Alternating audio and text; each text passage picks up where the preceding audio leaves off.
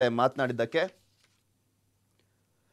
CM Kumaraswamy ಅವರು ಕರ್ನಾಟಕ ಮುನ್ನಡೆ ಈ ಒಂದು ಕಾರ್ಯಕ್ರಮದಲ್ಲಿ ಭಾಗಿಯಾಗಿದ್ದಾರೆ. ಮಾಧ್ಯಮದ ಪರಿಣಿತರ ಜೊತೆ ಸಂವಾದವನ್ನು ನಡೆಸ್ತಾ ಇದ್ದಾರೆ. ಪ್ರಪ್ರಥಮ ಬಾರಿಗೆ ಈ ರೀತಿಯ ಒಂದು ಪ್ರಯೋಗಕ್ಕೆ ಕೈ ಹಾಕಿದ್ದಾರೆ.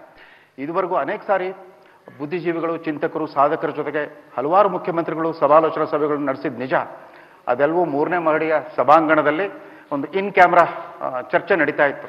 ಇದೇ ಮೊದಲ ಬಾರಿಗೆ ಲೈವ್ ಟೆಲಿಕಾಸ್ಟ್ ಸಮೇತ ಒಂದು ಚರ್ಚೆಗೆ ಅವರು ಮುಂದಾಗಿರೋದು ತುಂಬ ಸ್ವಾಗತಾರ್ಹವಾದ ಬೆಳವಣಿಗೆ. ಇದು ಪ್ರಜಾಪ್ರಭುತ್ವದ ದೃಷ್ಟಿಯಿಂದ ನಮ್ಮ ಅಭಿವ್ಯಕ್ತಿ ಸ್ವಾತಂತ್ರ್ಯವನ್ನು ಎತ್ತಿ ಹಿಡಿಯುವಂಥ ಒಂದು ಹೊಸ ಪ್ರಯೋಗ ಅಂತ ನಾನು ಭಾವಿಸಿದೆ. ಅದಕ್ಕಾಗಿ ತಮ್ಮನ್ನು ಅಭಿನಂದಿಸ್ತಾ ನನ್ನ ವೈಯಕ್ತಿಕ ಅನಿಸಿಕೆಯೊಂದಿಗೆ ಚರ್ಚೆಯನ್ನು ಶುರು ಮಾಡ್ಬೋದು ಅಂತ ಕಾಣುತ್ತೆ.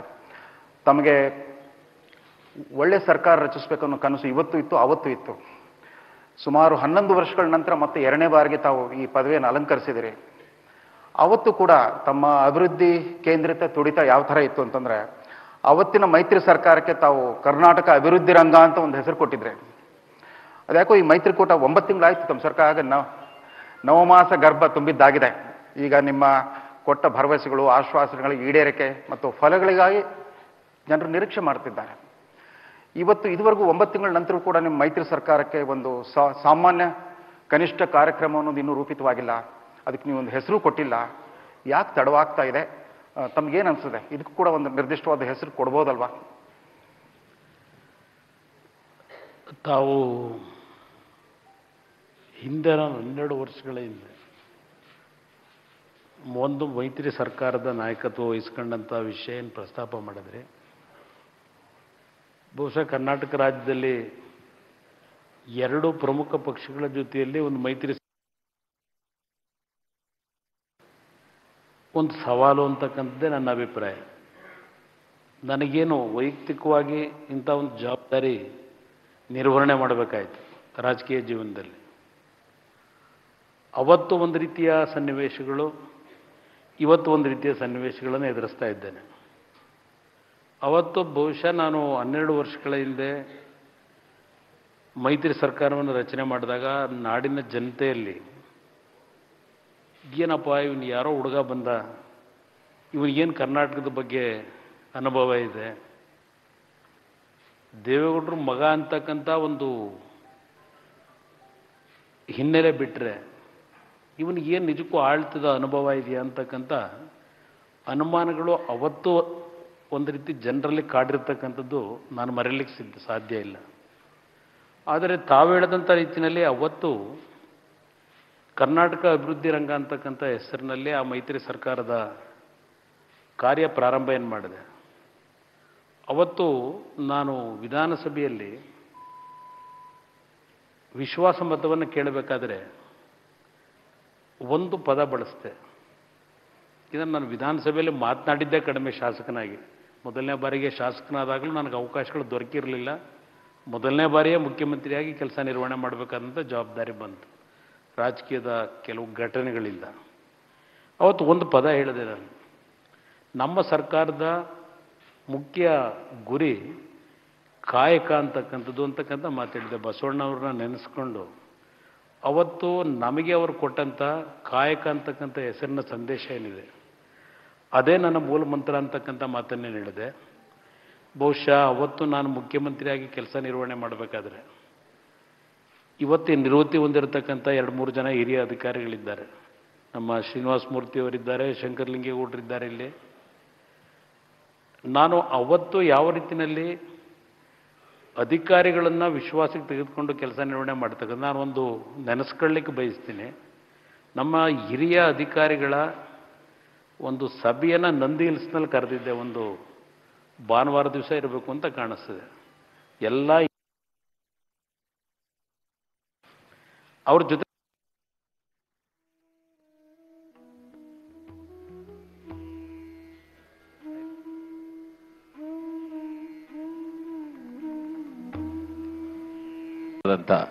ಹಲವಾರು ಇಲಾಖೆಗಳ ಮುಖ್ಯಸ್ಥರಾಗಿ ಏನು ಕೆಲಸ ನಿರ್ವಹಣೆ ಮಾಡ್ತಾ ಇದ್ದೀರಿ. ನಿಮಗೆ ನನಗಿಂತ ಹೆಚ್ಚಿನ ನೋಡ್ತಾ ಇದ್ವಿ ಇಲ್ಲಿ ಪ್ರಮುಖವಾಗಿ ಕರ್ನಾಟಕ ಮುನ್ನಡೆ ಈ ಒಂದು ಕಾರ್ಯಕ್ರಮದಲ್ಲಿ ಸಿಎಂ ಸಂವಾದವನ್ನ ಮಾಡ್ತಾ ಇರುವಂತದ್ದು. ವಿಧಾನಸೌಧದಲ್ಲಿ ಸಿಎಂ HDK ಸಂವಾದ ಕಾರ್ಯಕ್ರಮದಲ್ಲಿ ಭಾಗಿಯಾಗಿದ್ದಾರೆ. ವಿವಿಧ ಕ್ಷೇತ್ರಗಳ ಪರಿಣಿತರೊಂದಿಗೆ ಚರ್ಚೆಯನ್ನ ಕೂಡ ನಡೆಸ್ತಾ ಇದ್ದಾರೆ. ಮಾಧ್ಯಮ ಪರಿಣಿತರೊಂದಿಗೂ ಕೂಡ ಚರ್ಚೆಯನ್ನ ನಡೆಸ್ತಾ ಇರುವಂತದ್ದು. ವಿಧಾನಸೌಧದ ಬ್ಯಾಂಕ್ವೆಟ್ ಹಾಲ್ನಲ್ಲಿ ನಡೀತಾ ಇರುವಂತಹ ಸಂವಾದ ಇದು. ಈ ಒಂದು ಸಂದರ್ಭದಲ್ಲಿ ಸಾಕಷ್ಟು ವಿಚಾರಗಳಿಗೆ ಸಂಬಂಧಪಟ್ಟಂತೆ ಅವರು ತಮ್ಮ ಅಭಿಪ್ರಾಯವನ್ನ ಮತ್ತು ಒಂದ್ ಕಡೆ ಕೇಳುವಂತಹ ಪ್ರಶ್ನೆಗಳಿಗೆ ಉತ್ತರವನ್ನ ಕೂಡ ನೀಡಲಿದ್ದಾರೆ. ನಾನು ಆಗಲೇ ಒಂದು ತೀರ್ಮಾನಕ್ಕೆ ಬಂದಿದ್ದೆ, ರಾಜಕೀಯ ನಿವೃತ್ತಿ ಹೊಂದಬೇಕು ಅಂತ. ಇದು ಸುಮ್ಮನೆ ಉಪಯೋಗ ಇಲ್ಲದೆ ಇರೋದು. ಯಾತಿಗೆ ನಾನು ನನ್ನ ಸಮಯ ವ್ಯರ್ಥ ಮಾಡ್ಕೋಬೇಕು? ಜನತೆ ನಮ್ಮನ್ನು ನಂಬಲಿಕ್ಕೆ ತಯಾರಾಗಿಲ್ಲ. ರಾಜಕೀಯ ನಿವೃತ್ತಿ ಹೊಂದಬೇಕು ಅಂತ ಇರ್ತಕ್ಕಂಥ ಸಂದರ್ಭದಲ್ಲಿ ಫೋನ್ ಬಂತು ನನಗೆ. ತಾವು ತಮ್ಮ ಪಕ್ಷದ ಸಂಖ್ಯಾಬಲವನ್ನು ಉಲ್ಲೇಖಿಸ ಸಂಗತಿ ನೆನಪಾಗುತ್ತೆ. ಕುಮಾರಸ್ವಾಮಿ ಅವರು ಯಾವತ್ತು ಇವರಿಗೆ ರಾಜಯೋಗ ಸಿಗದೆ ನಿಚ್ಚಳ ಬಹುಮತವಿಲ್ಲದ ಹಂಗ ಅಸೆಂಬ್ಲಿ ಸೃಷ್ಟಿಯಾದಾಗ, ಅಂದ್ರೆ ಉದ್ದಕ್ಕೂ ಅನಿಶ್ಚಿತತೆ, ಅಭದ್ರತೆ, ಅಸ್ಥಿರತೆ ಇರುವಂತಹ ವಾತಾವರಣದಲ್ಲಿ ಅವ್ರಿಗೆ ರಾಜಯೋಗ ಸಿಗ್ತಾ ಇದೆ. ಅವತ್ತು ಕೂಡ 38 ಅವತ್ತು 38 ಜನ JDS ಶಾಸಕರನ್ನು ಕಟ್ಕೊಂಡ್ಬಿಟ್ಟು ಅವರು ಮುಖ್ಯಮಂತ್ರಿ ಆದ್ರು. ಅದಕ್ಕೆ 78 ಸದಸ್ಯ ಬಲವಿದ್ದ ಬಿಜೆಪಿ ಅವ್ರಿಗೆ ಬೆಂಬಲ ಕೊಟ್ಟಿತ್ತು. ಈ ಸಾರಿನೂ ಅಷ್ಟೇ ಜನರೇ ಆ ಥರ ತೀರ್ಮಾನ. ಇವ್ರಿಗೆ 38, ಕಾಂಗ್ರೆಸ್ಗೆ 78 ಸೀಟ್ ಕೊಟ್ಟಾಗ ಮತ್ತೆ 38 ಶಾಸಕ ಬಲದಂತ ಅವು ದೈವಿ ಶಕ್ತಿಯಲ್ಲಿ ನಂಬಿಕೆ ಇದೆ, ಜ್ಯೋತಿಷದಲ್ಲಿ ನಂಬಿಕೆ ಇದೆ. ಈ 38, 78 ಅದೃಷ್ಟ ಸಂಖ್ಯೆಗಳ ಬಗ್ಗೆ ಏನ್ ಹೇಳ್ತೀರಾ? ನನಗೆ ಜ್ಯೋತಿಷ್ ಬಗ್ಗೆ ನಾನೇನು ಹಿಂದೆ ಬಿದ್ದು ಹೋಗೋವನಲ್ಲ. ಆದರೆ ಹೌದು, ನಮ್ಮ ಕುಟುಂಬದಲ್ಲಿ ಭವಿಷ್ಯವನ್ನು ನಂಬ್ತಾರೆ, ಜ್ಯೋತಿಷ್ಯವನ್ನು ನಂಬ್ತಾರೆ. ಅದಕ್ಕೆ ಕಾರಣ ಅವರ ರಾಜಕಾರಣಕ್ಕೆ ಬರಬೇಕಾದ್ರೆ ನೋಡ್ತಾ ಇದ್ದೀವಿ ಮಾಧ್ಯಮ ಸಂವಾದದಲ್ಲಿ. ಇಲ್ಲಿ ಪ್ರಮುಖವಾಗಿ ಕರ್ನಾಟಕ ಮುನ್ನಡೆ ಅನ್ನುವ ಕಾರ್ಯಕ್ರಮದಲ್ಲಿ ಸಿಎಂ ಕುಮಾರಸ್ವಾಮಿ ಅವರು ಮಾತನಾಡ್ತಾ ಇರುವಂತದ್ದು. ಈಗಷ್ಟೇ ಒಂದು ಪ್ರಶ್ನೆಯನ್ನ ಕೇಳಲಾಯ್ತು. ಇಲ್ಲಿ ಪ್ರಮುಖವಾಗಿ ನಿಮ್ಮ ಕುಟುಂಬದವರು ಸಾಕಷ್ಟು ಈ ಜ್ಯೋತಿಷ್ಯವನ್ನ ನಂಬ್ತೀರಾ ಅಲ್ವಾ ಅಂತ ಕೇಳಿದಂತ ಸಂದರ್ಭದಲ್ಲಿ ಕುಮಾರಸ್ವಾಮಿ ಅವರು ಹೌದು, ಅಂದ್ರೆ ನಾನು ಅಷ್ಟೊಂದು ಫಾಲೋ ಮಾಡೋದಿಲ್ಲ, ಆದ್ರೆ ನಮ್ಮ ಕುಟುಂಬದವರು ಫಾಲೋ ಮಾಡ್ತಾರೆ ಅಂತ ಹೇಳ್ತಾ ಇದ್ದಾರೆ. ಅದನ್ನು ಬಹಳ ಸ್ಪಷ್ಟವಾಗಿ ಹೇಳ್ತೀನಿ. ಆದರೆ ಈ 38, 78 ಎಲ್ಲ ಒಂದು ಕಾಗ್ತಾಳಿಯ ನನಗೆ. ಅವತ್ತಿನ BJP ಜೊತೆ ಸರ್ಕಾರ ಮಾಡಿದಾಗಲೂ 38, 78, ಈಗಲೂ 37, 78 ಒಂದು ನಾನು ರಾಜೀನಾಮೆ ಕೊಡಬೇಕಾಯ್ತು 2 ಸ್ಥಾನದಲ್ಲಿ ಗೆದ್ದಿದ್ರಿಂದ. ಈಗ 38, 80ರಲ್ಲಿದ್ದೇವೆ. ಇಲ್ಲಿ ಅವತ್ತು ನಾನು ಸರ್ಕಾರ ಮಾಡಿದಾಗ ಒಂದು ರೀತಿಯಲ್ಲಿ ಮಾಧ್ಯಮದ ಮಿತ್ರರು ಕುಮಾರಸ್ವಾಮಿ 20 ತಿಂಗಳು ಮುಖ್ಯಮಂತ್ರಿ, 18 ತಿಂಗಳಾಯಿತು, 17 ತಿಂಗಳು, 16 ತಿಂಗಳು ಹೀಗೆ ಬಿಂಬಿಸ್ತಕ್ಕಂಥದ್ದು ಅವತ್ತು ಕಂಡೆ. ಈಗ ಒಂದು ರೀತಿಯಲ್ಲಿ ಈ ಸರ್ಕಾರ ಹೀಗೋಯ್ತು ಆಗೋಯ್ತು, ಗಡುವುಗಳನ್ನು 10 ತಿಂಗಳುಗಳು ಕಡಿಮೆ ಆಗ್ತಕ್ಕಂಥದ್ದನ್ನು ಪ್ರತಿದಿನ ನೆನಪು ಮಾಡಿಕೊಡ್ತಕ್ಕಂಥದ್ದು ಅವತ್ತಿನ ದಿನ. ನಾಳೆ ಹೋಗೋದ್ರಿಂದ ಗಡುವುಗಳ ನಡುವೆ ನಡೀತಾ ಇದ್ದೇನೆ. ಈ ಥರ ಜಿಜ್ಞಾಸೆ ಕಾರಣ ಏನು ಅಂತಂದ್ರೆ, ಅವತ್ತು ಬಹುಶಃ ಮೌಖಿಕ ಒಪ್ಪಂದ ಇಟ್ಕೊಡ್ತೀರಿ ಅಂತ, ಈ ಸಾರಿ ಏನು ಲಿಖಿತ ಒಪ್ಪಂದವೇ ಆಗ್ಬಿಟ್ಟಿದೆ ಅಂತ. 5 ವರ್ಷಗಳ ಕಾಲ ನಾವು ಬೆಂಬಲ ಕೊಡ್ತೀವಿ ಅಂತ 78 ಸಂಖ್ಯಾಬಲದ ನಿಮ್ಮ ಮಿತ್ರ ಪಕ್ಷ ತಮಗೆ ವಚನ ಕೊಟ್ಟಿದೆ ಅಂತ ಅಂದ್ಬಿಟ್ಟು. ಆದ್ರೂ ಕೂಡ ಜನರಲ್ಲಿ ಇನ್ನೂ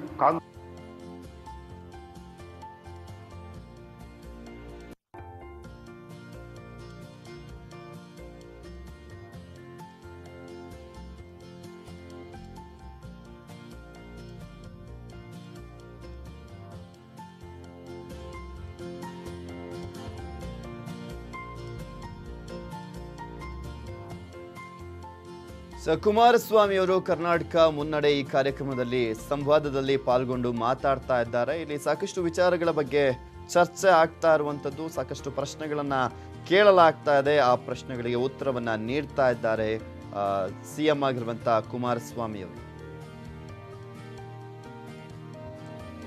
ಹಿರಿಯ ಪತ್ರಕರ್ತರಾಗಿರುವಂತಹ ರವೀಂದ್ರ ರೇಷ್ಮೆ ಅವರು ಪ್ರಶ್ನೆಯನ್ನ ಕೇಳ್ತಾ ಇದ್ದಾರೆ ಕುಮಾರಸ್ವಾಮಿ ಅವರಿಗೆ. ಈ ಒಂದು ಸಂದರ್ಭದಲ್ಲಿ ನಿಮಗೆ ಈ ರಾಜ್ಯದಲ್ಲಿ ಅಸ್ಥಿರತೆ, ಅಭದ್ರತೆ ಇದ್ದಂತಹ ಸಂದರ್ಭದಲ್ಲಿ, ಇಂತಹ ರಾಜಕೀಯ ಪರಿಸ್ಥಿತಿಯ ಸಂದರ್ಭದಲ್ಲೇ ಅಧಿಕಾರ ಸಿಗ್ತಾ ಇರುವಂತದ್ದು, ಏನ್ ಹೇಳ್ತೀರಾ? ಈ ಹಿಂದೆ ಕೂಡ ನೀವು 12 ವರ್ಷಗಳ ಹಿಂದೆ ಬಿಜೆಪಿ ಜೊತೆ ಸರ್ಕಾರವನ್ನ ಮಾಡಿದಂತಹ ಸಂದರ್ಭದಲ್ಲೂ ಕೂಡ 38, 78 ಸಂಖ್ಯಾಬಲ, ಬಿಜೆಪಿಗೆ 78 ಇತ್ತು. ಇಲ್ಲ, ನನಗೆ ಜನತಾ ದರ್ಶನ ಅಂತಕ್ಕಂಥದ್ದನ್ನು ಅವತ್ತಿನ ದಿನದಲ್ಲಿ ಬೆಂಗಳೂರಿನಲ್ಲಿದ್ದಾಗ ಪ್ರತಿ ಶನಿವಾರ ಬೆಳಗ್ಗೆಯಿಂದ ರಾತ್ರಿವರೆಗೆ ನಿರಂತರವಾಗಿ ಮಾಡ್ತಾ ಇದ್ದೆ. ಹಿಂದೆ ಮುಖ್ಯಮಂತ್ರಿ ಇದ್ದಾಗ ಒಂದೊಂದು ಬಾರಿ ರಾತ್ರಿ 12 ಗಂಟೆ 1 ಗಂಟೆವರೆಗೂ ನಿರಂತರವಾಗಿ ಮಾಡಿದ್ದೇನೆ, ಬೆಳಗ್ಗೆ 9 ಗಂಟೆಯಿಂದ. ಆದರೆ ಇವತ್ತಿನ ದಿನಗಳಲ್ಲಿ ಪ್ರತಿದಿನ ಬರ್ತಾರೆ. ನಿಮಗೆ ಇವತ್ತು ಬೆಳಗ್ಗೆ ಒಂದು ಘಟನೆ ನಡೆದಿದ್ದು ನಿಮ್ಮ ಗಮನಕ್ಕೆ ತರ್ತೇನೆ. ಒಂದು ಕುಟುಂಬದಲ್ಲಿ ಒಂದು ಮಗುನ ಇವತ್ತು 8 ವರ್ಷ ಆ ಮಗುವಿಗೆ ಈ ವೀಲ್ ಚೇರ್ನಲ್ಲಿ ಕರ್ಕೊಂಬಂದಿದ್ದಾರೆ. ಈಗ ಒಂದು ವರ್ಷದಿಂದ ಮನೆಯಲ್ಲಿ ಅವನ ತಂಗಿ ಆಟ ಆಡಬೇಕಾದ್ರೆ ಇವನು ಚೇರ್ ಮೇಲೆ ಕೂತಿದ್ದಾನೆ. ಹಿಂದ್ಗಡೆಯಿಂದ ಬಂದು ಆ ಕತ್ತಿನ ಮೇಲೆ ಅವಳು ಜಂಪ್ ಮಾಡಿ ಭಾರ ಬಿದ್ದಾಗ ಆ ಕತ್ತಿನ ಮೇಲೆ ಆದಂಥ ಒಂದು ಅನಾಹುತ ಅವನಿಗೆ ಕಂಪ್ಲೀಟ್ ಸ್ವಾಧೀನ ಹೋಗಿದೆ. ಇವತ್ತು ಬೆಳಗ್ಗೆ ನಾನಿಲ್ಲಿ ಪ್ರತಿದಿನ ಹೊರಡಬೇಕಾದ್ರೆ ಇಂಥ ಘಟನೆಗಳನ್ನ ನಾನು ಸಾವಿರಾರು ಎಕ್ಸ್ಪ್ಲೈನ್ ಮಾಡಬಲ್ಲೆ. ತಂದೆ ತಾಯಿ ಕರ್ಕೊಂಬಂದಿದ್ದಾರೆ, ಅವನಿಗೆ ಪ್ರಜ್ಞೆ ಎಲ್ಲ ಕೂತಿದ್ದಾನೆ, ಸ್ವಲ್ಪ ಇಂಪ್ರೂವ್ಮೆಂಟ್ ಆಗಿದೆ ಅಂತಾರೆ. 30 ಲಕ್ಷ ರೂಪಾಯಿ ಖರ್ಚು ಮಾಡಿದ್ದೀವಿ ಇಲ್ಲಿವರೆಗೆ ಅಂತ ಹೇಳ್ತಾರೆ. ಏನು ಬಿಸ್ನೆಸ್ ಮಾಡಿದ್ದೀವಿ ಅಂತ ಹೇಳಿ ಒಂದು ಸಣ್ಣ ಯಾವುದೋ ಒಂದು ಕಬ್ಬಣದ ಅಂಗಡಿ ಇಟ್ಕೊಂಡಿದ್ದೇವೆ, ಬಂದಿದ್ದ ದುಡ್ಡೆಲ್ಲ ಅಲ್ಲೇ ಹಾಕಿದ್ದೇವೆ, ಕಷ್ಟಕ್ಕೆ ಒಳಗಾಗಿದ್ದೇವೆ ಅಂತ ಹೇಳಿ. ಈಗ ಬೆಳಗ್ಗೆ ಬರೋದಕ್ಕಿಂತ ಮುಂಚೆ ಕೆಲವು ನುರಿತ ಡಾಕ್ಟ್ರುಗಳಿಗೆ ನ್ಯೂರಾಲಜಿಸ್ಟ್ಗೆ ಮಾತನಾಡಿ ನಾಳೆ ಬೆಳಗ್ಗೆ ಕರ್ಕೊಂಡು ಹೋಗ್ಲಿಕ್ಕೆ ಹೇಳಿ ಏನಾದರೂ ಮಾಡಿ ಈ ಮಗುವಿನ ಸಂಪೂರ್ಣವಾದಂಥ ಒಂದು ಹಿಂದಿನ ಪರಿಸ್ಥಿತಿ ತರಲಿಕ್ಕೆ ನೋಡಿ. ಏಕೆಂದರೆ ಒಂದು ತಂಗಿಯಿಂದ ಆದಂಥ ಒಂದು ಘಟನೆ. ಆ ತಂಗಿ ಹಿಂದ್ಗಡೆ ಇದ್ದಾಳೆ, ಅವಳಿಗೂ ಗೊತ್ತಿಲ್ಲ, ಅವಳು ಇನ್ನೂ 6 ವರ್ಷ 5 ವರ್ಷದ ಮಗು. ಇಂಥ ಒಂದು ಹಲವಾರು ರೀತಿಯ ಮಾನವೀಯತೆಯನ್ನು ನಾವು ತೋರಿಸ್ಬೇಕಂತ ಘಟನೆ ಪ್ರತಿದಿನ. ಈ ಥರ ನತದೃಷ್ಟ ಪ್ರಜೆಗಳು ನೇರವಾಗಿ ಮುಖ್ಯಮಂತ್ರಿ ಹತ್ರವೇ ಬರುವಂಥ ವ್ಯವಸ್ಥೆ ಯಾಕಿರಬೇಕು? ಇವತ್ತು ಅಧಿಕಾರ ವಿಕೇಂದ್ರೀಕರಣ ಮತ್ತು ಪಂಚಾಯತ್ ರಾಜ್ ವ್ಯವಸ್ಥೆ, ಕರ್ನಾಟಕದ ವ್ಯವಸ್ಥೆ ಇಡೀ ದೇಶಕ್ಕೆ ಮಾದರಿ. ಸ್ಥಳೀಯ ಆಡಳಿತಗಳನ್ನ ಬಲಪಡಿಸೋದ್ರ ಮೂಲಕ ಈ ರೀತಿ ಸ್ಥಳೀಯವಾಗಿ ಪರಿಹಾರ ಒದಗಿಸುವಂಥ ವ್ಯವಸ್ಥೆ ತಾವು ಯೋಚಿಸ್ಬೋದಲ್ಲ? ಅದು ಒಪ್ಪುತ್ತೀನಿ ನಾನು ಆಕ್ಚುಲಿ. ಆಮೇಲೆ ಇನ್ನೊಂದು ನೋಡಿ, ಇದಕ್ಕೆ ಪೂರಕವಾಗಿ ಇನ್ನೊಂದು, ಈ ಜಿಲ್ಲಾ ಸಚಿವ ಪದ್ಧತಿ ಏನಿದೆ, ಹಿಂದಿನ ಅನೇಕ ಸರ್ಕಾರ, ಬರೀ ನಿಮ್ಮ ಸರ್ಕಾರ ಮಾತ್ರವಲ್ಲ, ಅನೇಕ ಜನ ಮಂತ್ರಿಗಳು ತಾವು ಜಿಲ್ಲೆಗೆ ಮಾತ್ರ ಮಂತ್ರಿಗಳು ಅಂತ ಅನ್ಕೊಂಡ್ರೆ ಹೊರತು ತಾವು 30 ಜಿಲ್ಲೆಗೆ ತಾನೇ ಮಂತ್ರಿ ಅನ್ನೋ ಭಾವನೆನೂ ಬರಲಿಲ್ಲ.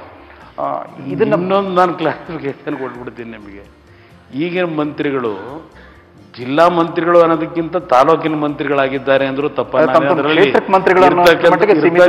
ವಾಸ್ತವಾಂಶ ಹೇಳಕ್ ನಾನೇನು ಹೆದರೋದಿಲ್ಲ. ಈಗಿರ್ತಕ್ಕಂಥ ಜಿಲ್ಲಾ ಮಂತ್ರಿಗಳು ಅಂತ ನಾವು ಮಾಡಿರ್ತೀವಿ, ಅವ್ರ ತಾಲೂಕಿಗೆ ಮಾತ್ರ ಸೀಮಿತವಾಗಿರ್ತಾರೆ. ಅಂತ ಮಂತ್ರಿಗಳು ಇದ್ದಾರೆ. Is it not time to take a relook at this district minister system? ಇದು ನಾವು ರಾಜಕೀಯದ ವ್ಯವಸ್ಥೆನಲ್ಲಿ ಒಳ್ಳೆ ಒಂದು ಮೌಲ್ಯಗಳನ್ನು ಕಾಣಬೇಕು ಅಂತಲೇ ಆ ಮೌಲ್ಯನ ಕುಸಿತಾ ಹೋಗ್ತಾ ಇರ್ತಕ್ಕಂಥ ಕಾಣ್ತಾ ಇದೆ ಹೊರತು ಅದು ಸ್ವಲ್ಪ ಅದನ್ನು ಸರಿಪಡಿಸ್ತಕ್ಕಂಥ ಮಟ್ಟದಲ್ಲಿ ಇವತ್ತು ನಾವು ಕಾಣ್ತಾ ಇಲ್ಲ. ನನ್ನ ಅಭಿಪ್ರಾಯದಲ್ಲಿ ಇವತ್ತು ಜನಪ್ರತಿನಿಧಿಯಾಗಿ ಬರ್ತಕ್ಕಂಥವನು, ಬಹುಶಃ ತಾವು ನೋಡ್ತಾ ಇದ್ದೀರಿ, ಇಲ್ಲಿರ್ತಕ್ಕಂಥವ್ರಿಗೂ ಭಾಳ ಜನಕ್ಕೆ ಎಕ್ಸ್ಪೀರಿಯನ್ಸು ಆಗಿದೆ. ಒಂದು ಕಾಲದಲ್ಲಿ ಹಿಂದೆ ನಾವೆಲ್ಲ ಸಣ್ಣ ಮಕ್ಕಳಿದ್ದಾಗ ಯಾವುದೋ ಅಬಕಾರಿ ಲಾಬಿ ಅನ್ನೋದಿತ್ತು. ನಂತರ ಶಿಕ್ಷಣದ ಲಾಬಿ ಬಂತು. ನಂತರ ಗಣಿ ಲಾಬಿ ಬಂತು. Land developers. ಈಗೆಲ್ಲ ರಾಜಕೀಯದಲ್ಲಿ ಹೆಚ್ಚಿಗೆ ಬರ್ತಾ ಇರ್ತಕ್ಕಂಥವ್ರು ಇಲ್ಲಿ ಯಾವುದೋ ಒಂದು 4 ಲ್ಯಾಂಡ್ ಡೆವಲಪರ್ಸ್ ಅದು ಯಾವ ರೀತಿ ಹಣ ಸಂಪಾದನೆ ಮಾಡಿರ್ತಾರೋ ಆ ದುಡ್ಡನ್ನು ಚೆಲ್ತಾರೆ, ಚುನಾವಣೆಯಲ್ಲಿ ಗೆದ್ದು ಬರ್ತಾರೆ. ಜನಗಳ ಸೇವೆ ಮಾಡಬೇಕು ಅಂತಕ್ಕಂಥವ್ರು ಬರ್ಲಿಕ್ಕೆ ಆಗೋದೇ ಇಲ್ಲ. ಇವತ್ತು ಅಂಥ ಒಂದು ವಾತಾವರಣ ಇವತ್ತು ನಿರ್ಮಾಣ ಆಗಿರೋದು ನಾವು ಕಾಣ್ತಾ ಇದ್ದೇವೆ. ಇವತ್ತು ಬದಲಾವಣೆ ಬೇಕು ಇವತ್ತು ನನ್ನ ಅಭಿಪ್ರಾಯದಲ್ಲಿ. ಸೊ ಈ ವಾತಾವರಣದಲ್ಲಿ ಕೂಡ ನಾವೆಲ್ಲ ಜನಸಾಮಾನ್ಯರು ಒಂದು ಉತ್ತಮ ಸರ್ಕಾರ ಅಂದರೆ ಯಾವುದು ಅಂತಂದರೆ, ಯಾವ ಸರ್ಕಾರ ಗುಣಮಟ್ಟದ ಶಿಕ್ಷಣ, ಗುಣಮಟ್ಟದ ಉದ್ಯೋಗ, ಗುಣಮಟ್ಟದ ವಸತಿ ಮತ್ತು ಗುಣಮಟ್ಟದ ಆರೋಗ್ಯ ಸೇವೆಯನ್ನು ಒದಗಿಸುತ್ತೋ ಅದು ಒಳ್ಳೆ ಸರ್ಕಾರ. ಅದೇ ರಾಮರಾಜ್ಯ ಅಂತ ಭಾವಿಸುವಷ್ಟರ ಮಟ್ಟಿಗೆ ಪಾಪ ನಮ್ಮ ಜನಸಾಮಾನ್ಯರ ಬೇಡಿಕೆಗಳು ಬಹಳ ಕನಿಷ್ಠ. ಈಗ ಅಲ್ಲಿ ಕೂತಿದ್ದಾಗ ಮಹಾತ್ಮ ಗಾಂಧಿಯವ್ರ ಚಿತ್ರ ಏನು ಹಾಕಿದ್ದೀರಿ, ಅಲ್ಲಿ ಮೇಲ್ಗಡೆ ಒಂದು ಕ್ಯಾಪ್ಷನ್ ನೋಡಿದೆ. ಹೌದು ಹೌದು. ಇವತ್ತು ಅದು ಕಾರ್ಯರೂಪಕ್ಕೆ ಬಂದುಬಿಟ್ರೆ ಅದೇ ರೀತಿ ನಿಜವಾದ ರಾಮರಾಜ್ಯ ಕಾಣಲಿಕ್ಕೆ ಸಾಧ್ಯ ನಾವು ಅನ್ನೋದು ನನ್ನ ಅಭಿಪ್ರಾಯ. ಜನಸಾಮಾನ್ಯರು ಅದನ್ನು ಬಯಸ್ತಿರುವಾಗ ತಾವು ರಾಜಕಾರಣಿಯಾಗಿ ಗುಣಮಟ್ಟದ ರಾಜಕಾರಣ ಬೇಕು ಅಂತ ನಮಗೆ ಅನಿಸ್ತಾ ಇಲ್ವಾ? ನಮ್ಮ ರಾಜಕೀಯ ಸಂಸ್ಕೃತಿ ಬದಲಾಗಬೇಕು ಅಂತ ತಾವು ಬಯಸ್ತಾ ಇಲ್ವಾ? ತಾವ್ಯಾಕೆ ಪ್ರಜ್ಞಾಪೂರ್ವಕ ಪ್ರಯತ್ನ ಮಾಡಬಾರ್ದು? ಇಲ್ಲ, ಇಲ್ಲಿ ಒಬ್ಬರಿಂದ ಆಗೋದಿಲ್ಲ. ಇಲ್ಲಿ ಸಮೂಹ ಇವತ್ತೇನಿದೆ ಪ್ರಜಾಪ್ರಭುತ್ವದ ವ್ಯವಸ್ಥೆನಲ್ಲಿ ಪ್ರತಿಯೊಬ್ಬರಲ್ಲೂ ಆ ಥಿಂಕಿಂಗ್ ಬರಬೇಕು. ಇವತ್ತು ಒಂದು ಕಡೆ ಈ ಜಾತಿ ಅಂತಕ್ಕಂಥ ವ್ಯಾಮೋಹ ಹೋಗಬೇಕು ಅಂತೀವಿ, ಮತ್ತೆ ಅದರಡಿನಲ್ಲೇ ಹೋಗ್ತೀವಿ. ಇವತ್ತು ನಾವು ಹೋಗ್ಬೇಕಾದ್ರೆ ಇವತ್ತು ನನಗೆ ಆಶ್ಚರ್ಯ ಒಂದಾಯ್ತು, ಇಲ್ಲಿರ್ತಕ್ಕಂಥವ್ರು ಎಲ್ಲ ಸಮಾಜದವರು ಬಂದಿದ್ದೀರಿ. ಇವತ್ತು ನಮ್ಮ ಮಾಜಿ ಮುಖ್ಯಮಂತ್ರಿಗಳು ಒಂದು ಮಾತು ಹೇಳಿದ್ದಾರೆ, ಈ ಸರ್ಕಾರದಲ್ಲಿ ವೀರಶೈವರು ಲಿಂಗಾಯತ ಸಮಾಜಕ್ಕೆ ಸೇರತಕ್ಕಂಥ ನೌಕರರಿಗೆ ಈ ಸರ್ಕಾರದಲ್ಲಿ ಗೌರವ ದೊರಕ್ತಿಲ್ಲ ಅಂತಕ್ಕಂಥ ಒಂದು ಮಾತು ನೆನ್ನೆಯಲ್ಲೆಲ್ಲ ಮೈಸೂರಿನಲ್ಲಿ ಹೇಳಿದ್ದಾರೆ. ಅದು ಕೇಳಿದಾಗ ನನ್ನ ಮನಸ್ಸು ನೋವಾಯಿತು. ನಾನು ನಮ್ಮ ಅಧಿಕಾರಿಗಳ ಸಭೆಗಳಲ್ಲಿ ಹಲವಾರು ಬಾರಿ ಹೇಳಿದ್ದೇನೆ, ನಾನು ಯಾವುದೇ ಕಾರಣಕ್ಕೂ ಜಾತಿಯ ಹೆಸರಿನಲ್ಲಿ ನೀವು ಯಾರಾದರೂ ರಕ್ಷಣೆ ಪಡ್ಕೊಳ್ಳಿಕ್ಕೆ ಈ ಸರ್ಕಾರದಲ್ಲಿ ಪ್ರಯತ್ನ ಪಟ್ಟರೆ ನಾನು ಅದಕ್ಕೆ ಎನ್ಕರೇಜ್ ಕೊಡಲ್ಲ ಅಂತಲೇ ಹೇಳಿದ್ದೇನೆ. ಯಾರು ಪ್ರಾಮಾಣಿಕವಾಗಿ ಜನರ ಕೆಲಸದಲ್ಲಿ ಒಂದು ಕಮಿಟ್ಮೆಂಟ್ ಇಟ್ಕೊಂಡು ಕೆಲಸ ಮಾಡ್ತೀರಿ ಅಂಥವ್ರಿಗೆ ನಾನು ತಮಗೆ ಹೆಚ್ಚಿನ ಪ್ರೋತ್ಸಾಹ ಕೊಡ್ತಕ್ಕಂಥದ್ರಲ್ಲಿ ಹಿಂದೆ ಸರಿಯಲ್ಲ. ಯಾವುದೋ ಒಂದು ಇನ್ಫ್ಲೂಯೆನ್ಸ್ ಮೇಲೆ ನೀವು ಬಂದರೆ ನಾನು ಯಾವ ಕಾರಣಕ್ಕೂ ನಿಮಗೆ ಪ್ರೋತ್ಸಾಹ ಕೊಡ್ತೀನಿ ಅಂತಕ್ಕಂಥ ನಿಮ್ಮ ಮನಸ್ಸಲ್ಲಿ ಇಟ್ಕೊಳ್ಳೇಬೇಡಿ ಅಂತ ಹಲವಾರು ಸಭೆಯಲ್ಲಿ ನಾನು ಚರ್ಚೆ ಮಾಡಿದ್ದೇನೆ. ಹಲವಾರು ನಮ್ಮ ಹಿರಿಯ ಅಧಿಕಾರಿಗಳು ಈ ಸಭೆಯಲ್ಲಿದ್ದಾರೆ. ಅದರಿಂದ ನಮ್ಮ ವಿರೋಧ ಪಕ್ಷದ ನಾಯಕರು ಹೇಳೋದು, ಅಂಥ ಒಂದು ಭಾವನೆ ಯಾರಾದರೂ ಅವ್ರಿಗೆ ವ್ಯಕ್ತಪಡಿಸಿರೋದಿದ್ರೆ ನನ್ನ ಗಮನಕ್ಕೆ ತಂದರೆ ಈಗಲೂ ತಿದ್ಕೊಳ್ಳಿಕ್ಕೆ ತಯಾರಾಗಿದ್ದೀನಿ. ಯಾರಾದರೂ ಒಳ್ಳೆಯ ಅಧಿಕಾರಿಗಳಿಗೆ ನನ್ನಿಂದ ಏನೋ ಅನ್ಯಾಯ ಆಗಿದ್ರೆ, ಯಾಕಂದ್ರೆ ನನಗೆ ಬೇಕಾಗಿರೋದು ಒಳ್ಳೆಯ ಅಧಿಕಾರಿಗಳು, ಜನತೆ ಒಳ್ಳೇದಾಗಬೇಕು ನನಗೆ. ಇಲ್ಲಿ ಯಾವುದೋ ಜಾತಿ ವ್ಯಾಮೋಹದಲ್ಲಿ ಅಧಿಕಾರ ನಡೆಸಿದ್ರೆ ನಾವು ನಾಡಿಗೆ ದ್ರೋಹ ಬಗದಾಗೆ ನನ್ನ ಅಭಿಪ್ರಾಯದಲ್ಲಿ. ಅದರಿಂದ ಇಲ್ಲಿ ಈ ವ್ಯವಸ್ಥೆಗಳನ್ನು ಸರಿಪಡಿಸಬೇಕಾದಂಥದ್ದು ರಾಜಕೀಯ ವ್ಯಕ್ತಿಗಳ ಕರ್ತವ್ಯ ಇದೆ. ನಾನು ಮೊನ್ನೆನೂ ನಮ್ಮ ಪೊಲೀಸ್ ಅಧಿಕಾರಿಗಳ ಸಭೆಯಲ್ಲಿ ಹೇಳಿದೆ, ನೀವು 35 ವರ್ಷ ಒಂದು ಬಾರಿ ಕೆಲಸಕ್ಕೆ ಸೇರ್ಕೊಂಡ್ರೆ 35-38 ವರ್ಷ ಇರ್ತೀರಿ ಕೆಲಸದಲ್ಲಿ. ನಾವು 5 ವರ್ಷಕ್ಕೆ ಒಂದು ಬಾರಿ ಬರ್ತೀವಿ.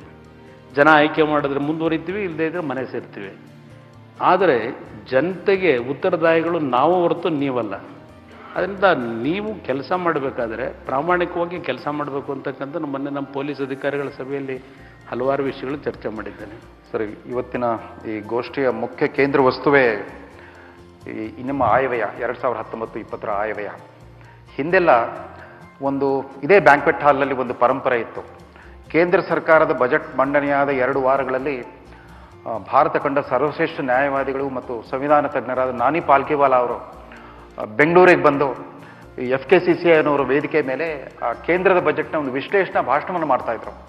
ನಾನಿವತ್ತು 1982 ಅವರ ಭಾಷಣವನ್ನು ಕೇಳಿದ್ದೇನೆ. ಈ ಬ್ಯಾಂಕ್ವೆಟಲ್ಲಿ ಅವ್ರು ಏನು ಹೇಳಿದ್ರು ಅಂತಂದರೆ, there can be economic growth without social justice, there cannot be social justice without economic growth ಅಂತ. ಸಾಮಾಜಿಕ ನ್ಯಾಯವಿಲ್ಲದೆ ಆರ್ಥಿಕ ಪ್ರಗತಿ ಸಾಧ್ಯ, ಆದರೆ ಆರ್ಥಿಕ ಪ್ರಗತಿ ಇಲ್ಲದೆ ಸಾಮಾಜಿಕ ನ್ಯಾಯ ಸಾಧ್ಯವಿಲ್ಲ ಅಂತ ಹೇಳಿದ್ರು. ಬಹುಶಃ ಅವತ್ತು ಈ ಕರ್ನಾಟಕದಲ್ಲಿ ಸಾಮಾಜಿಕ ನ್ಯಾಯದ ಒಂದು ದಟ್ಟ ಒಂದು ವಾತಾವರಣ ಇದ್ದಿದ್ದರಿಂದ ತಮಗೇನು ಅನಿಸುತ್ತೆ ಇವತ್ತಿನ ಸರ್ಕಾರ? ಇವತ್ತು ಈಗಾಗಲೇ ನಾವು 29 ವರ್ಷ ಆಯಿತು ಮನಮೋಹನ್ ಸಿಂಗ್ ಅವರ ಮುಕ್ತ ಆರ್ಥಿಕ ನೀತಿ ಬಂದುಬಿಟ್ಟು. ವಿಷಾದ ಏನು ಅಂತಂದರೆ, ವಿಧಾನ ಪರಿಷತ್ನಲ್ಲಾಗಲಿ ವಿಧಾನಸಭೆಯಲ್ಲಾಗಲಿ ಇದುವರೆಗೂ ಕೂಡ ಜಾಗತೀಕರಣದ ಸಾಧಕ ಬಾಧಕಗಳ ಬಗ್ಗೆ ಒಮ್ಮೆಯೂ ಒಂದು ಪೂರ್ಣ ಪ್ರಮಾಣದ ಚರ್ಚೆನೂ ನಡೆದಿಲ್ಲ. ಆ ಜಾಗತೀಕರಣದ ಯುಗದಲ್ಲಿ ಜ್ಞಾನಾಧಾರಿತ ಆರ್ಥಿಕ ವ್ಯವಸ್ಥೆ ಅನ್ನೋ ಒಂದು ಶಬ್ದ ಬಳಕೆಗೆ ಬಂತು. ಅದ್ಯಾಕೋ ನಮ್ಮ ರಾಜಕೀಯ ಚರ್ಚಾ ವಸ್ತು ಆಗಲೇ ಇಲ್ಲ. ನಾಲೆಜ್ ಎಕಾನಮಿ, ನಾಲೆಜ್ ಪವರ್ ಅನ್ನೋ ಪದ ಬಳಕೆ ಕೂಡ ಬರ್ತಾ ಇಲ್ಲ. ನಾವೆಲ್ಲೋ 1971 ಗರೀಬಿ ಹಠವು ಹ್ಯಾಂಗ್ ಓವರ್ನಲ್ಲೇ ಮುಂದುವರೆದಿದ್ದೀವಿ ಅಂತ ನಮ್ಗೆ ಅನ್ಸಲ್ವಾ? ಅದರಲ್ಲಿ ಯಾವುದೇ ರೀತಿ ಸಂಶಯ ಇಲ್ಲ ನನ್ನ ಅಭಿಪ್ರಾಯದಲ್ಲಿ. ಇವತ್ತು ಮಾಧ್ಯಮಗಳಲ್ಲಿ ಎಡಿಟೋರಿಯಲ್ಗಳು ಮತ್ತು ನಾವೊಂದು ಆಯವ್ಯಯನ ಮಂಡನೆ ಮಾಡಿದಾಗ ಅವರು ಒಂದು ದಿನದ ಮಟ್ಟಿಗೆ ಹಲವಾರು ರೀತಿಯ ವಿಶ್ಲೇಷಣೆ ಮಾಡ್ತಕ್ಕಂಥದ್ದನ್ನು ನಾವೇನು ಕಾಣ್ತೇವೆ. ಮೊದಲು ನೋಡಿ, ಒಂದು ಕಾಲದಲ್ಲಿ ನಮ್ಮ ರಾಜ್ಯದ ಬಜೆಟು 2,000-3,000 ಕೋಟಿ ವರ್ಷಕ್ಕಿದ್ದಾಗ ಇಲಾಖಾವಾರು ಚರ್ಚೆ ಮಾಡೋರು ದೇವರಾಜ ಅರಸವ್ರ ಕಾಲದಲ್ಲಿ. ಒಂದೊಂದು ತಿಂಗಳು 2 ತಿಂಗಳು ಅಸೆಂಬ್ಲಿ ನಡೆಯೋದು ಬಹುಶಃ ಅವ್ರ ಕಾಲದಲ್ಲಿ. ನಾವೆಲ್ಲ ಸಣ್ಣ ಹುಡುಗರುಗಳಿದ್ದುವಾಗ ಅವತ್ತು ಕೇವಲ ನಮ್ಮ ರಾಜ್ಯದ ಬಹುಶಃ ದೇವರಾಜ ಅರಸವ್ರ ಕಾಲದಲ್ಲಿ 1,500 ಕೋಟಿ 1,300 ಕೋಟಿ ಇರ್ಬೋದು ವರ್ಷದ ಆಯವ್ಯಯ. ಇವತ್ತದು 2,37,000 ಕೋಟಿಗೆ ಹೋಗಿದ್ದೀವಿ. ಅವತ್ತು ಆ ಹಣ ಖರ್ಚು ಮಾಡಬೇಕಾದ್ರೆ ಇಲಾಖಾವಾರು ಚರ್ಚೆಗಳಾಗೋದು ಒಂದೊಂದು 3 ದಿವಸ 4 ದಿವಸ. ಇವತ್ತು ಇಲಾಖಾವಾರುಗಳ ಚರ್ಚೆನೇ ಇಲ್ಲದೆ ಆಯವ್ಯಯವನ್ನು ಸಂಪೂರ್ಣವಾಗಿ ಈ ನನ್ನ ದುರಾದೃಷ್ಟ, ಈ ಬಾರಿಯ ನನ್ನ ಬಜೆಟು ಚರ್ಚೆನೇ ಮಾಡದೆ ಇವತ್ತು ಪಾಸಾಗೋಯ್ತು. ನನ್ನ ದುರಾದೃಷ್ಟ. ಇಲ್ಲಿ ನಾನು ಯಾಕೆ ಹೇಳ್ತೀನಿ ಅಂದರೆ, ಇವತ್ತು ನಮ್ಮ ಜನಪ್ರತಿನಿಧಿಗಳಲ್ಲಿ ಓದ್ತಕ್ಕಂಥ ಒಂದು ಸಂಸ್ಕೃತಿ ಎಲ್ಲ ಒಂದು ಕಡೆ ಕಡಿಮೆ ಆಗ್ತಿದೆ. ವಿಷಯಗಳು ತಿಳ್ಕೊಳ್ಳೋದು ಇಲ್ಲ. ಒಂದು ಆಯವ್ಯಯ ಅಂತಕ್ಕಂಥದ್ರ ಒಂದು ಪಾವಿತ್ರತೆ, ಅದರ ಮೌಲ್ಯ ಏನು ಅಂತಕ್ಕಂಥದ್ದನ್ನು ಯಾರೂ ಅರ್ಥ ಮಾಡ್ಕೊಳ್ಳೋದಿಲ್ಲ ಇವತ್ತು ಜನಪ್ರತಿನಿಧಿಗಳು. ನಮ್ಮ ದುರಾದೃಷ್ಟ. ಮುಖ್ಯಮಂತ್ರಿ ಆಗೋಕ್ಕಿಂತ ಮುಂಚೆ ತಾವೇ ರಾಜ್ಯಾಧ್ಯಕ್ಷರಾಗಿದ್ರಿ, ತಮ್ಮ ಪೂಜ್ಯ ತಂದೆಯವರೇ ರಾಷ್ಟ್ರಾಧ್ಯಕ್ಷರಾಗಿದ್ದಾರೆ. ಪಕ್ಷದ ಆಶ್ರಯದಲ್ಲಿ ಈ ಥರದ ಯಾವ ತರಬೇತಿ ಕಾರ್ಯಕ್ರಮ ಕೂಡ ನಡೆದಿರೋದು ನಮ್ಗೆ ಕಾಣಿಸ್ತಾ ಇಲ್ಲ.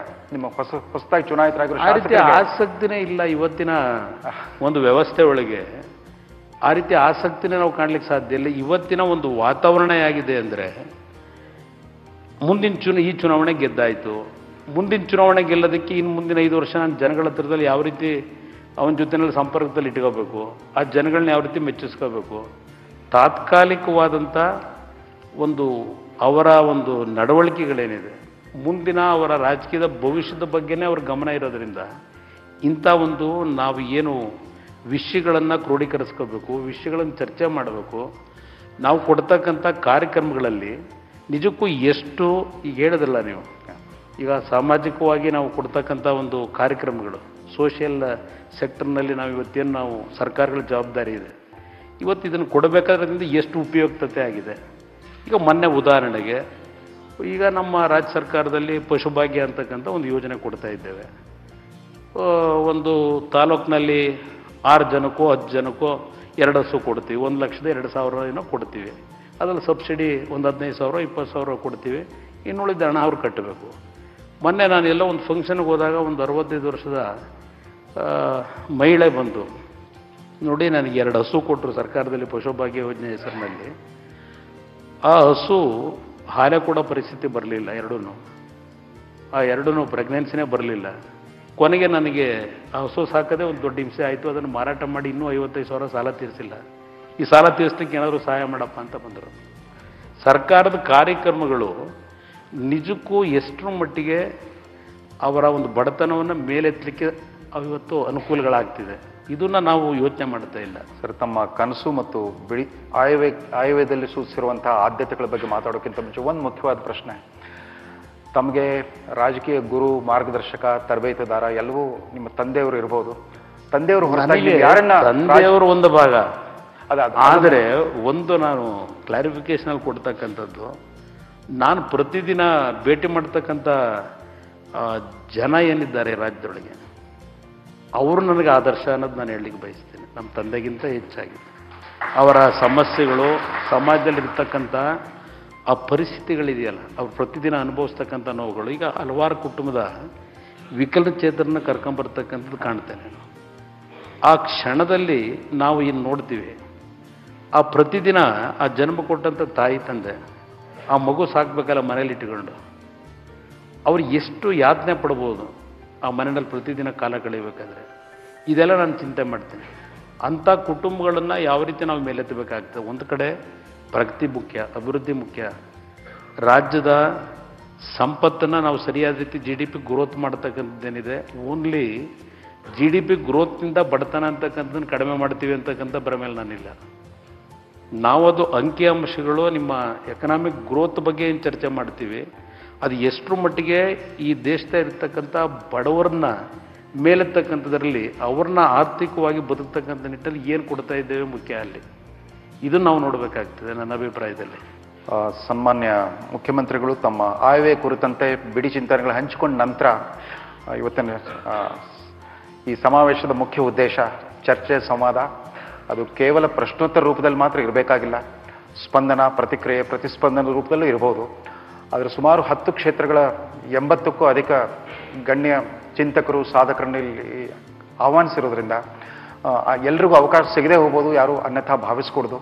ಆದರೆ ತಮ್ಮ ಮಧ್ಯಪ್ರವೇಶ ಏನಿದ್ರು ಕೂಡ ಚುಟುಕಾಗಿರಲಿ, 2-3 ನಿಮಿಷಕ್ಕಿಂತ ಹೆಚ್ಚು ಕಾಲಾವಕಾಶ ಬಳಸ್ಕೊಳ್ಬಾರದು ಅಂತ ಒಂದು ವಿನಯಪೂರ್ವಕವಾಗಿ ಅರಿಕೆ ಮಾಡ್ತಾ ಮಾನ್ಯ ಮುಖ್ಯಮಂತ್ರಿಗಳು ಈಗ ಪ್ರಶ್ನೆ ಸ್ವಲ್ಪ ಹೆಚ್ಚಿನ ಒಂದು ಪ್ರಶ್ನೆಗಳು ಕೇಳಲಿಕ್ಕೆ ಎಲ್ರಿಗೂ ಅವಕಾಶ ದೊರಕುತ್ತೆ ಅನ್ನೋದು ಬಹುಶಃ ರವೀಂದ್ರ ರೇಷ್ಮೆ ಅವರ ಅರ್ಥ ಇರಬೇಕು. ತಾವು ಪ್ರಶ್ನೆ ಶಾರ್ಟ್ ಆಗಿದ್ದರೆ ಬಹುಶಃ ನಾನು ಉತ್ತರನೂ ಆದಷ್ಟು ಕಡಿಮೆ ಇದರಲ್ಲಿ ನಿಮಗೆ ಆ ಪ್ರಶ್ನೆಗಳಲ್ಲಿ ನಿಜವಾದ ಉತ್ತರ ಕೊಟ್ಟಿದ್ದಾನೆ ಅಂತಕ್ಕಂಥ ಭಾವನೆ ಮೂಡಿಸ್ಲಿಕ್ಕೂ ಪ್ರಯತ್ನ ಪಡಲಿಕ್ಕೂ ನಾನು ಪ್ರಯತ್ನ ಪಡ್ತೀನಿ. ದಯವಿಟ್ಟು ಇವುಗಳೇ ಪ್ರಶ್ನೆ. ನನಗೇನು ಈಗ ನಿಮ್ಮನ್ನು ಕೂರಿಸ್ಕೊಂಡು ದೊಡ್ಡ ಭಾಷಣ ಮಾಡಬೇಕು ಅನ್ನೋದು ಏನಿಲ್ಲ. ನನಗೆ ನಿಮ್ಮಿಂದ ಏನಾದರೂ ಮಾಹಿತಿ ದೊರಕುತ್ತಾ, ಈ ಸರ್ಕಾರದೊಳಗೆ ಇನ್ನೂ ಏನಾದರೂ ಬದಲಾವಣೆ ತರಲಿಕ್ಕೆ ನನಗೆ ಬೇಕು, ನನಗೆ ಮಾಹಿತಿಗಳೇ ಬೇಕು. ನೀವು ಮಾಹಿತಿಗಳನ್ನು ಕೊಟ್ಟಾಗ ಅದನ್ನು ಯಾವ ರೀತಿ ಅನುಷ್ಠಾನಕ್ಕೆ ತರ್ಬೋದು ಅಂತಕ್ಕಂಥದ್ದು ನನಗನುಕೂಲ ಆಗ್ತದೆ. ನಾನು ಭಾಷಣ ಒಂದು ಅರ್ಧ ಗಂಟೆ 1 ಗಂಟೆನೂ ಮಾತಾಡ್ಬೋದು, ಅದು ಸೊಲ್ಯೂಷನ್ ಅಲ್ಲ.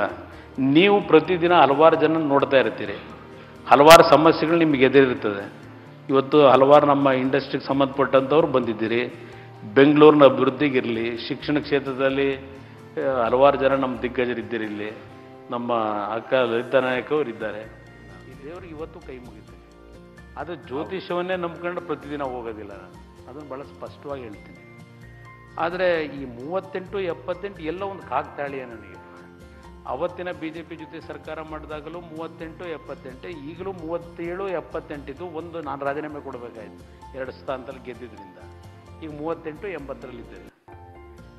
ಇಲ್ಲಿ ಅಂತ ಅವತ್ತು ನಾನು ಸರ್ಕಾರ ಮಾಡಿದಾಗ ಒಂದು ರೀತಿಯಲ್ಲಿ ಮಾಧ್ಯಮದ ಮಿತ್ರರು ಕುಮಾರಸ್ವಾಮಿ 20 ತಿಂಗಳು ಮುಖ್ಯಮಂತ್ರಿ, 18 ತಿಂಗಳಾಯಿತು, 17 ತಿಂಗಳು, 16 ತಿಂಗಳು ಹೀಗೆ ಬಿಂಬಿಸ್ತಕ್ಕಂಥದ್ದು ಅವತ್ತು ಕಂಡೆ. ಈಗ ಒಂದು ರೀತಿಯಲ್ಲಿ ಈ ಸರ್ಕಾರ ಹೀಗೋಯ್ತು ಆಗೋಯ್ತು ಗಡುವುಗಳನ್ನು ಅವತ್ತು ಸಹ ಜನರನ್ನ ನಾನು 2ನೇ ಬಾರಿಗೆ ಈ ಸರ್ಕಾರವನ್ನು ಕೊಡಬೇಕು ಅಂತಕ್ಕಂಥ ಹಲವಾರು ತೀರ್ಮಾನಗಳು ಮಾಡಿದ್ದೇನೆ.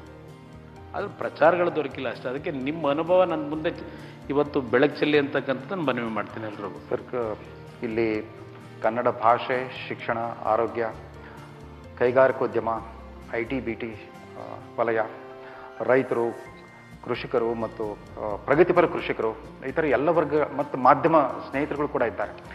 ತಾವು ತಮ್ಮ ಮುಖ್ಯ ಆದ್ಯತೆಗಳನ್ನ ಒಂದು 10 ನಿಮಿಷ ಹಂಚಿಕೊಂಡ್ರೆ ಈ ಸಂವಾದಕ್ಕೊಂದು ನಿರ್ದಿಷ್ಟ ಗತಿ ಸಿಗ್ಬೋದು. ನನಗೆ ಪ್ರಮುಖವಾದಂಥ ಆದ್ಯತೆ ಶಿಕ್ಷಣ ಎಲ್ಲರಿಗೂ ದೊರಕಬೇಕು, ಆರೋಗ್ಯ ಎಲ್ರಿಗೂ ದೊರಕಬೇಕು ಮತ್ತು ನಿರುದ್ಯೋಗ ಸಮಸ್ಯೆ ಬಗೆಹರಿಬೇಕು. ದುಡಿಯುವ ಕೈಗಳಿಗೆ ನಾವು ಅವಕಾಶ ಕಲ್ಪಿಸ್ಕೊಟ್ರೆ ಬಹುಶಃ ಅದಕ್ಕಿಂತಲೂ ದೇಶದ ಪ್ರಗತಿ ಮತ್ತೊಂದರಲ್ಲಿ ಕಾಣಲಿಕ್ಕೆ ಸಾಧ್ಯ ಇಲ್ಲ ನನ್ನ ಅಭಿಪ್ರಾಯದಲ್ಲಿ. ನಿರುದ್ಯೋಗದ ಇವತ್ತು ನಿರ್ಮೂಲ ಮಾಡ್ತಕ್ಕಂಥ ನಿಟ್ಟಿನಲ್ಲಿ ನಮ್ಮ ಹಲವಾರು ಕೈಗಾರಿಕೋದ್ಯಮಿಗಳು ಬಂದಿದ್ದಾರೆ. ನಾವು 9 ಕ್ಲಸ್ಟರ್ ಮಾಡಬೇಕು ಅಂತೇಳಿ ಒಂದು ವಿಷನ್ ಗ್ರೂಪು ಮಾಡಿದ್ದೇವೆ. 43 ಜನ ಇಂಡಸ್ಟ್ರಿಗಳ ಪ್ರಮುಖರ ಒಂದು ವಿಷನ್ ಗ್ರೂಪ್ ಮಾಡಿ ಈಗಾಗಲೇ ಕೊಪ್ಪಳದಲ್ಲಿ ಟಾಯ್ ಇಂಡಸ್ಟ್ರಿಗೆ ಒಂದು ಚಾಲನೆಯನ್ನು ಕೊಟ್ಟಿದ್ದೇವೆ. ಒಂದು ಮುಂದಿನ 2 ವರ್ಷದಲ್ಲಿ 25-30 ಸಾವಿರ ಯುವಕರಿಗೆ ಕೊಪ್ಪಳದಲ್ಲಿ ಉದ್ಯೋಗ ದೊರಕ್ತಾ ಇದೆ. ಇವತ್ತು ಗಾರ್ಮೆಂಟ್ ಇಂಡಸ್ಟ್ರಿಗೆ ಬಳ್ಳಾರಿಗೆ ವಿಶೇಷವಾದ ಗಮನ ಏನು ಕೊಟ್ಟಿದ್ದೇವೆ. ಸರ್ಕಾರದಿಂದ ಎಲ್ಲ ರೀತಿ ಇನ್ಸೆಂಟಿವ್ ಕೊಡಬೇಕು ಅನ್ನೋದು. ಗುಲ್ಬರ್ಗ, ಬಿದರ್ನಲ್ಲಿ ನಾವು ಅಗ್ರಿಕಲ್ಚರ್ ಎಕ್ವಿಪ್ಮೆಂಟ್ ಮ್ಯಾನುಫ್ಯಾಕ್ಚರ್ ಮಾಡ್ತಕ್ಕಂಥ ಇಂಡಸ್ಟ್ರಿಗಳಿಗೆ, ಮತ್ತಿನ್ನು ಚಿತ್ರದುರ್ಗದಲ್ಲಿ LED ಬಲ್ಬ್ಗಳನ್ನ ಮ್ಯಾನುಫ್ಯಾಕ್ಚರ್ ಮಾಡ್ತಕ್ಕಂಥದ್ದಕ್ಕೆ, ಅಲ್ಲಿಂದ ಸೋಲಾರ್ ಪ್ಯಾನಲಿಂಗ್ ಮಾಡ್ತಕ್ಕಂಥ ಇದನ್ನು ಗುಲ್ಬರ್ಗಾದಲ್ಲಿ ತೆಗಿಬೇಕು ಅಂತ ಹೇಳಿ, ಮೈಸೂರಿನಲ್ಲಿ PC ಕಂಡಕ್ಟರ್ಸ್ನ ಮಾಡ್ತಕ್ಕಂಥ ಕಾರ್ಯಕ್ರಮ, ಈಗ ಹಲವಾರು ರೀತಿ ಯೋಜನೆಗಳನ್ನು ಘೋಷಣೆ ಮಾಡುವಾಗ ಹೊಸ ಪದ ಪ್ರಯೋಗ ಮಾಡಿದ್ರಿ, ಕಾಂಪೀಟ್ ವಿತ್ ಚೈನಾ ಅಂತ. ಎಸ್. ಸೊ ಭಾರತ ಒಕ್ಕೂಟದ ಒಂದು ರಾಜ್ಯವಾಗಿಬಿಟ್ಟು ಕಾಂಪೀಟ್ ವಿತ್ ಚೈನಾ ಅಂತ ತಾವು ಹೇಳಿದ್ರು. ಅದರ ಹಿಂದಿನ ಚಿಂತನೆ ಏನು? ಅದರ ಚಿಂತನೆ ಏನು ಅಂದರೆ, ಚೈನಾ ದೇಶದಲ್ಲಿ ಒಂದೊಂದು ರೀಜನ್ನಲ್ಲಿ ಒಂದೊಂದು ರೀತಿಯ ಒಂದು ಮ್ಯಾನುಫ್ಯಾಕ್ಚರಿಂಗ್ ಸೆಕ್ಟರ್ಗೆ ಅಲ್ಲಿ ಉತ್ತೇಜನ ಕೊಟ್ಟಿದ್ದಾರೆ.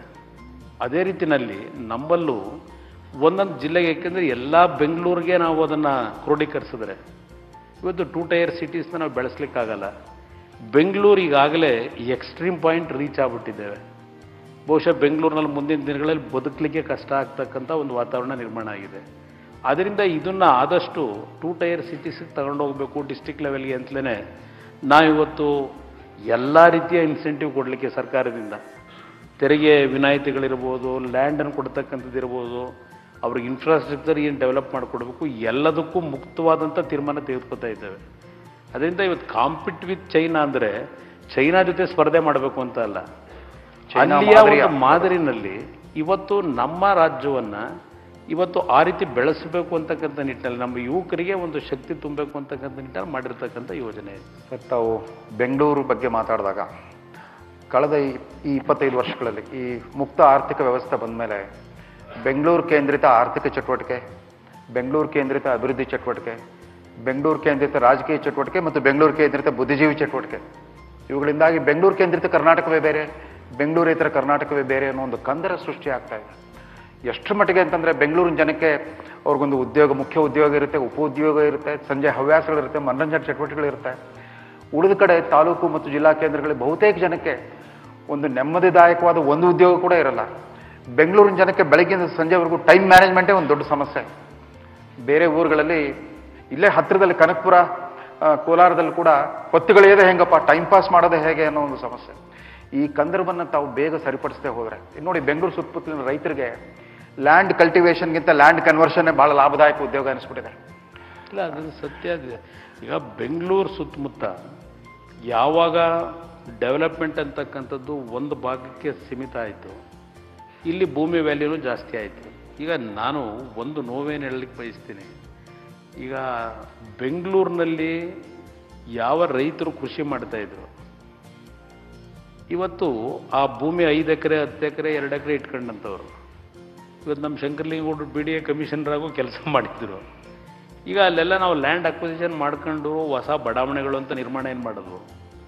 ಇವತ್ತು ಅಲ್ಲಿ ಎಲ್ಲೋ ಒಂದು ಕಡೆ ಅಗ್ರಿಕಲ್ಚರ್ ಮಾಡಿ 2 ಹೊತ್ತು ನೆಮ್ಮದಿ ಜೀವನ ಮಾಡ್ತಾ ಇದ್ದಂಥವ್ರು ಇವತ್ತು ಆ ಜಮೀನಿನಲ್ಲಿ ಕೃಷಿ ನಿಲ್ಲಿಸಿ ಆ ಜಮೀನುಗಳೇನು ಭೂಸ್ವಾಧೀನ ಆದವು ಡೆವಲಪ್ಮೆಂಟ್ ವರ್ಕ್ಗೆ, ಈಗ ಆ ಜಮೀನಿನ ಮಾಲೀಕರು ಆ ಮಾಲೀಕರ ಮಕ್ಕಳು ಅಲ್ಲೆಲ್ಲೋ ಹೋಗಿ ಅಲ್ಲಿ ಯಾವುದೋ ಒಂದು ಉದ್ಯಮ ಪ್ರಾರಂಭ ಆಗಿದ್ರೋ ಇಲ್ಲ ಅಂತಂದರೆ ಕೆಲವು ಗುಂಪು ಮನೆಗಳು ನಿರ್ಮಾಣ ಆಗಿದ್ರೋ ವಿಲ್ಲಾಗಳು ಪ್ರಾರಂಭ ಆಗಿದ್ರೆ ಅಲ್ಲಿ ಗೇಟ್ ಕಾಯ್ತಕ್ಕಂಥ ಕೆಲಸ ಮಾಡ್ತಾ ಇದ್ದಾರೆ.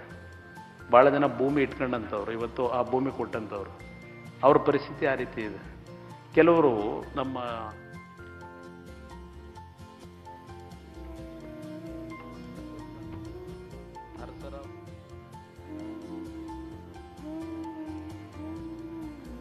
ಇವತ್ತು ನಾವು ಅಲ್ಲೆಲ್ಲ ಹೋಗಿ ಪಾತ್ರೆ ತೊಳ್ಕೊಂಡು ಜೀವನ ಮಾಡಬೇಕು, ನಮಗೆ ಬೇರೆ ಆದಾಯ ಇಲ್ಲ. ಈ ರೀತಿಯ ಸಮಸ್ಯೆಗಳನ್ನು ನಾವೇ ಹುಟ್ಟಾಕೊಂಡಿದ್ದೇವೆ ಡೆವಲಪ್ಮೆಂಟ್ ಅಂತಕ್ಕಂಥ ಹೆಸರಿನಲ್ಲಿ ಹೋಗಿ. ಈ ವಿಷಯಕ್ಕೆ ಸಂಬಂಧಪಟ್ಟಂತೆ ತಜ್ಞರು ಕೂಡ ತಮ್ಮ ಸಂದೇಹಗಳನ್ನ ಎತ್ತಬಹುದು, ಪ್ರಶ್ನೆಗಳು ಕೇಳ್ಬೋದು. ಆಮೇಲೆ ಪ್ರತಿಯೊಬ್ಬರು ಕೂಡ ತಮ್ಮ ಪರಿಚಯವನ್ನು ಹೇಳ್ಕೊಂಡ್ಬಿಟ್ಟೆ ಪ್ರಶ್ನೆ ಕೇಳಿದ್ರೆ ಎಲ್ರಿಗೂ ತಲುಪುತ್ತೆ ತಮ್ಮ ಸಂದೇಶ.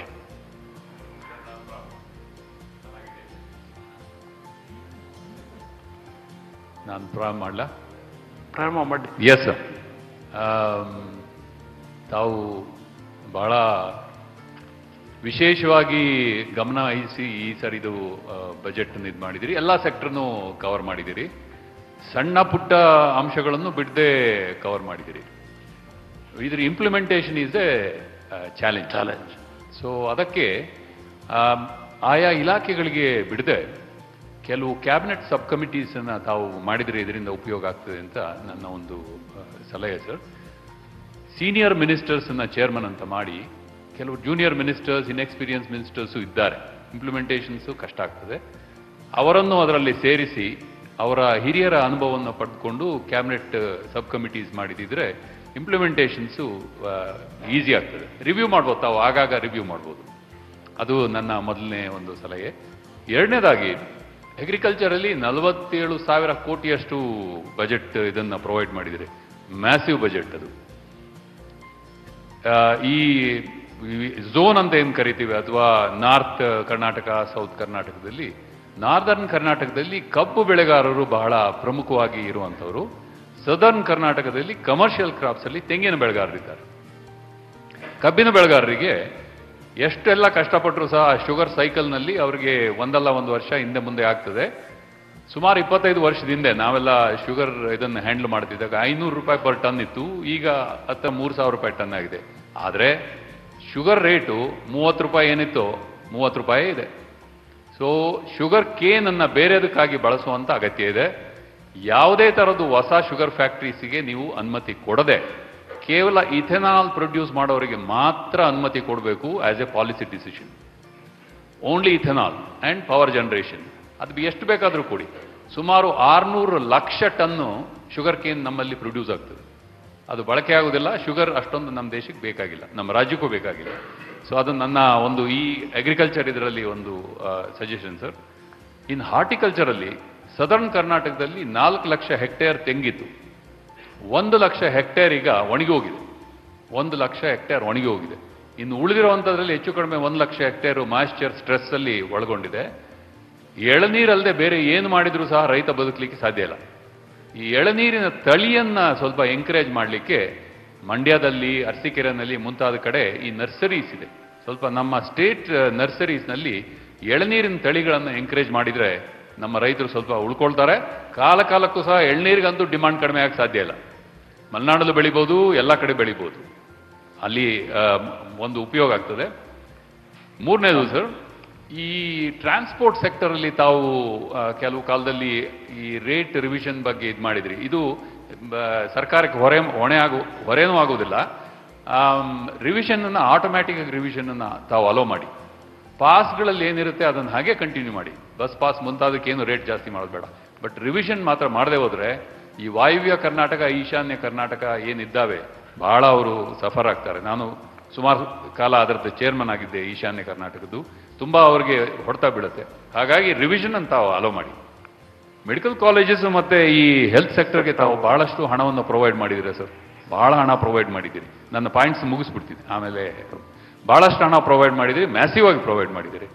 ಆದರೆ ಈ ಪ್ಯಾಥಾಲಜಿ ಲ್ಯಾಬ್ಸ್ ಅಂತ ಏನು ಕರಿತೇವೆ ಮೆಡಿಕಲ್ ಕಾಲೇಜ್ ಇರೋ ಕಡೆಯಲ್ಲಿ ಔಟ್ಸೋರ್ಸ್ ಮಾಡಿ, ಸರ್ಕಾರಕ್ಕೆ ಹೊರೆ ಆಗದಂಗೆ ತಾವು ಔಟ್ಸೋರ್ಸ್ ಮಾಡಿಬಿಡಿ, ಬೇರೆಯವರು ಅದನ್ನು ಮಾಡಲಿ, ಮತ್ತು ನೀವೇ ಪ್ರಿಸ್ಕ್ರೈಬ್ ಮಾಡಿ ಎಷ್ಟು ರೇಟು ಏನು ಅಂತ ಪ್ರಿಸ್ಕ್ರೈಬ್ ಮಾಡಿ ಔಟ್ಸೋರ್ಸ್ ಮಾಡಿ, ಅದು ಸರ್ವೈವ್ ಆಗ್ತದೆ.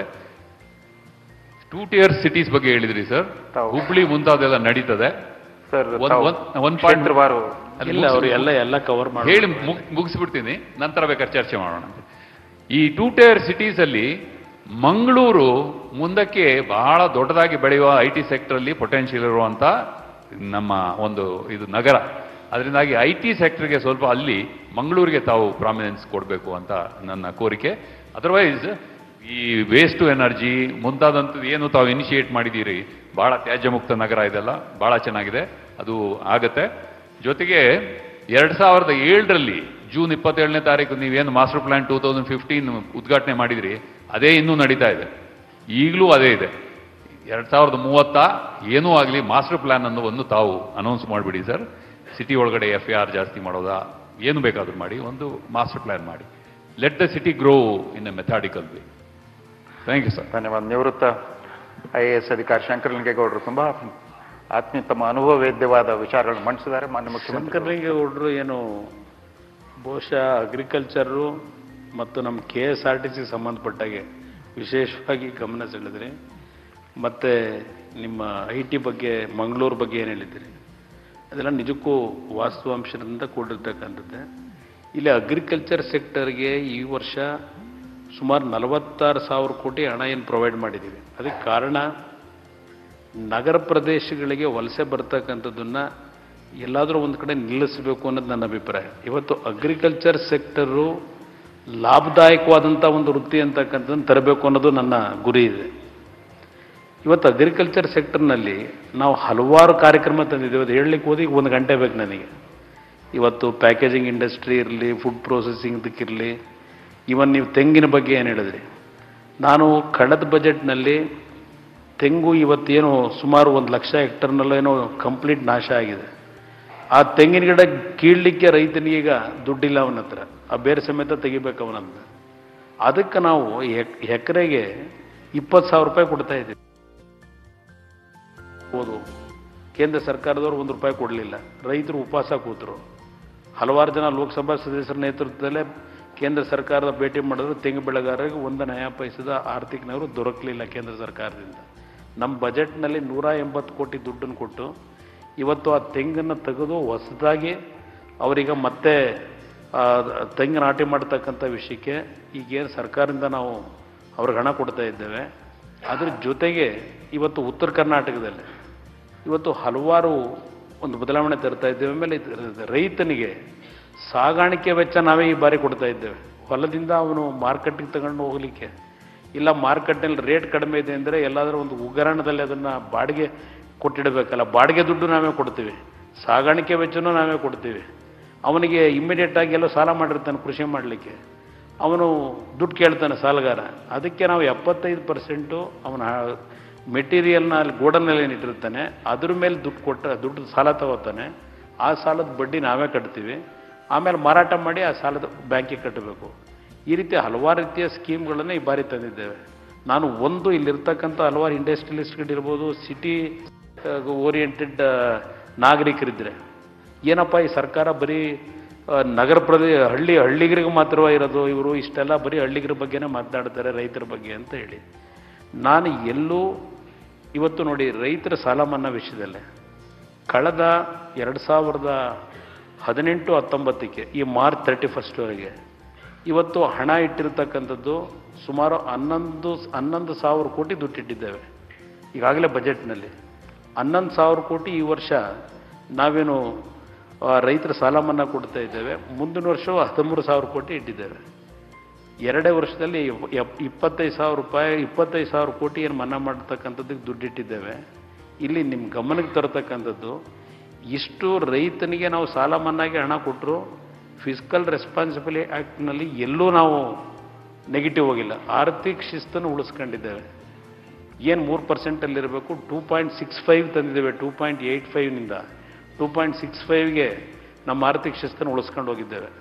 ಇದರಲ್ಲಿ ಎಲ್ಲೂ ನಾವು ಆರ್ಥಿಕ ಶಿಸ್ತನ್ನು ಉಲ್ಲಂಘನೆ ಮಾಡಿದೆ.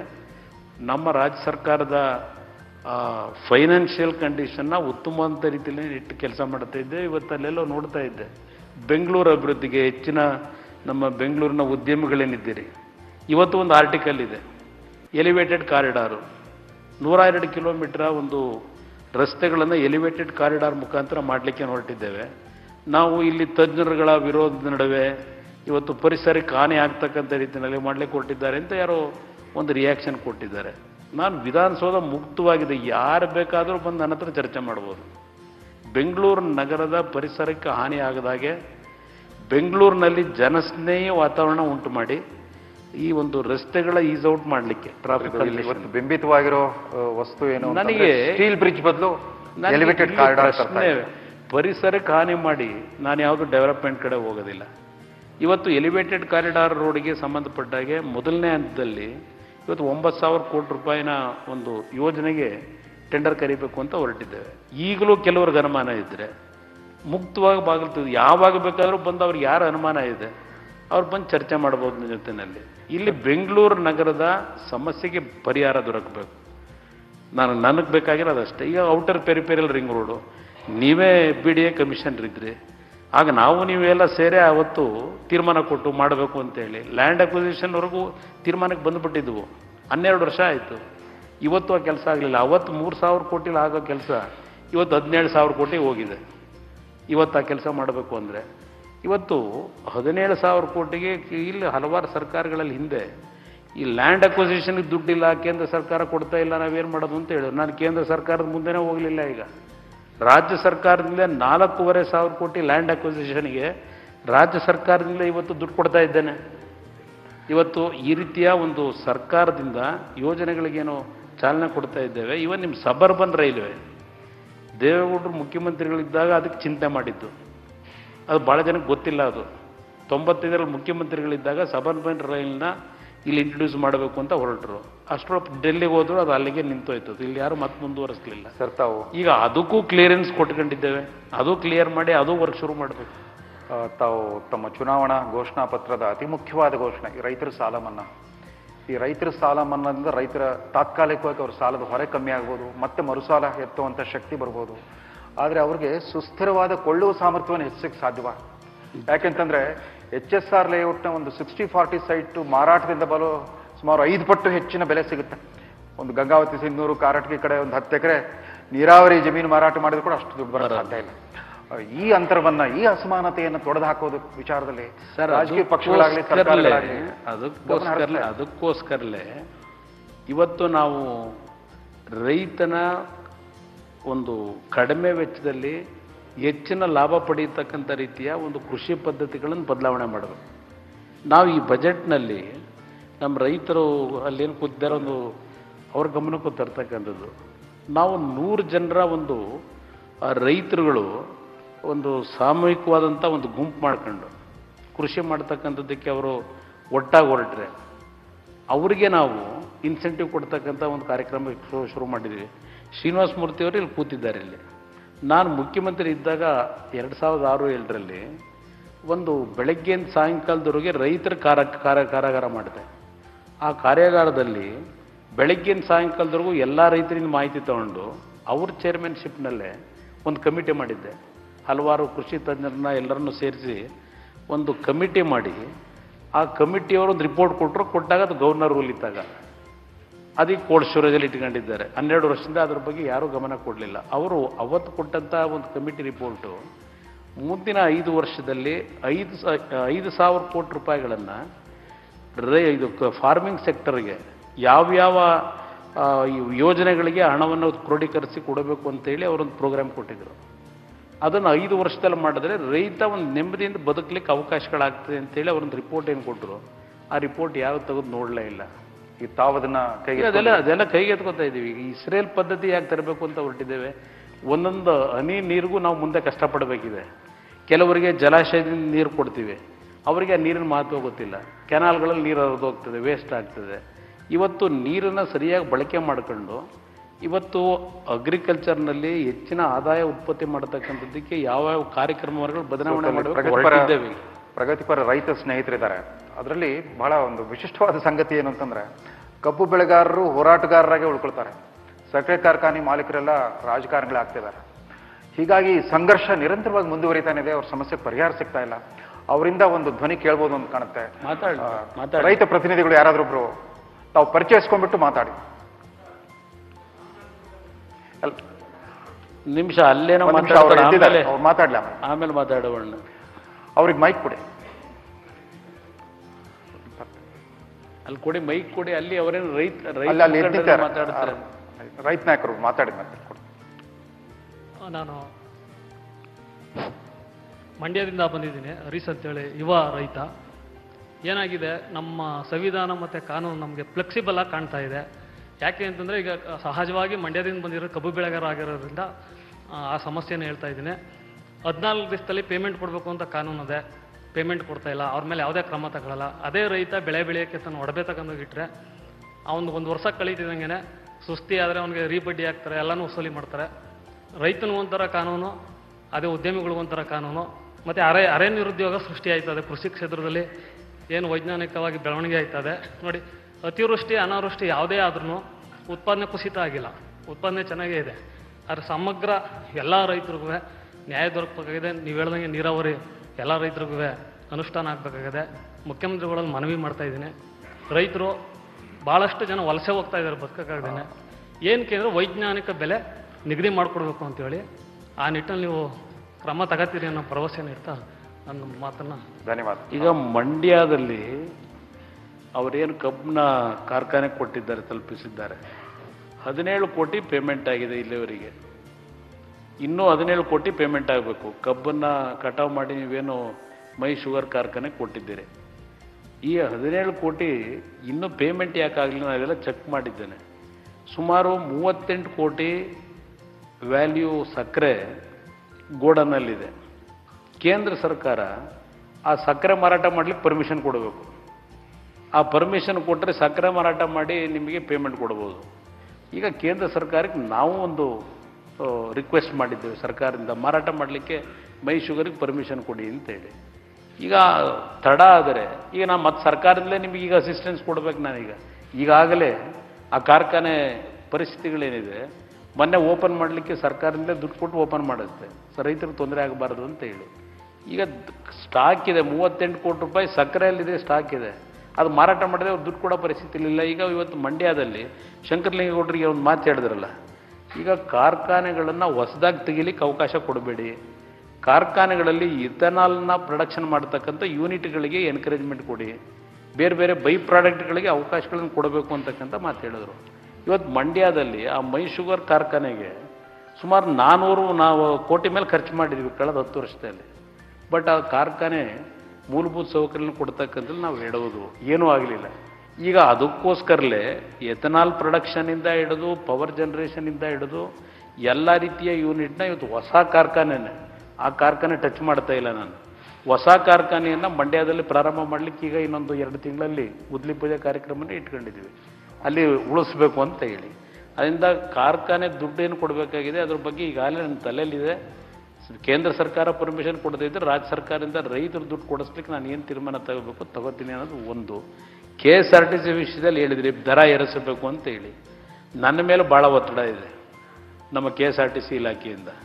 ಶ್ರೀನಿವಾಸ ಮೂರ್ತಿಯವರಿದ್ದಾಗ ಬಹುಶಃ KSRTCಲೋ BMTCಲೋ 1,000 ಕೋಟಿ ಫಿಕ್ಸೆಡ್ ಡೆಪಾಸಿಟ್ ಇತ್ತು. ನಾನೇ ಎಷ್ಟೋ ಸಾರಿ ಅವರಿಗೆ ಬ್ಯಾಂಕಲ್ಲಿ ಯಾಕೆ ಫಿಕ್ಸೆಡ್ ಡೆಪಾಸಿಟ್ ಇಟ್ಟಿದ್ದೀರಿ, ಆ ದುಡ್ಡನ್ನ ಡೆವಲಪ್ಮೆಂಟ್ ವರ್ಕು ಕೊಡಿ ಅಂತ ಕೇಳಿದ್ದೆ ನಾನು ಅವತ್ತು 2006ರಲ್ಲಿ ಮುಖ್ಯಮಂತ್ರಿ ಇದ್ದಾಗ.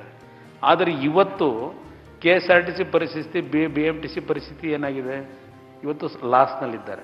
ಅದಕ್ಕೆ ಕಾರಣಗಳು 100 ಇದೆ, ಅದೆಲ್ಲ ನಾನು ಚರ್ಚೆ ಮಾಡ್ಲಿಕ್ಕೆ ಹೋಗ್ತೀನಿ. ಸರ್ಕಾರ ತುಂಬಾ ಸುದ್ದಿ ಮಾಡಿರೋ ಕುತೂಹಲ ಕೋಲಾಹಲ ಸೃಷ್ಟಿಸೋ ತೀರ್ಮಾನ ಅಂತಂದ್ರೆ ಕನ್ನಡ ಮಾಧ್ಯಮ ಶಿಕ್ಷಣಕ್ಕೆ ಸಂಬಂಧಪಟ್ಟ ಅದು ಹೇಳ್ತೀನಿ ಇದು ಹೇಳಿದ್ರಲ್ಲ, ರೇಟನ್ನ ಕಾಲಕ್ಕೆ ರೈಸ್ ಮಾಡೋದಕ್ಕೆ ಪರ್ಮಿಷನ್ ಕೊಡ್ಬೇಕು ಅವ್ರಿಗೆ ಅಂತ ಹೇಳಿ.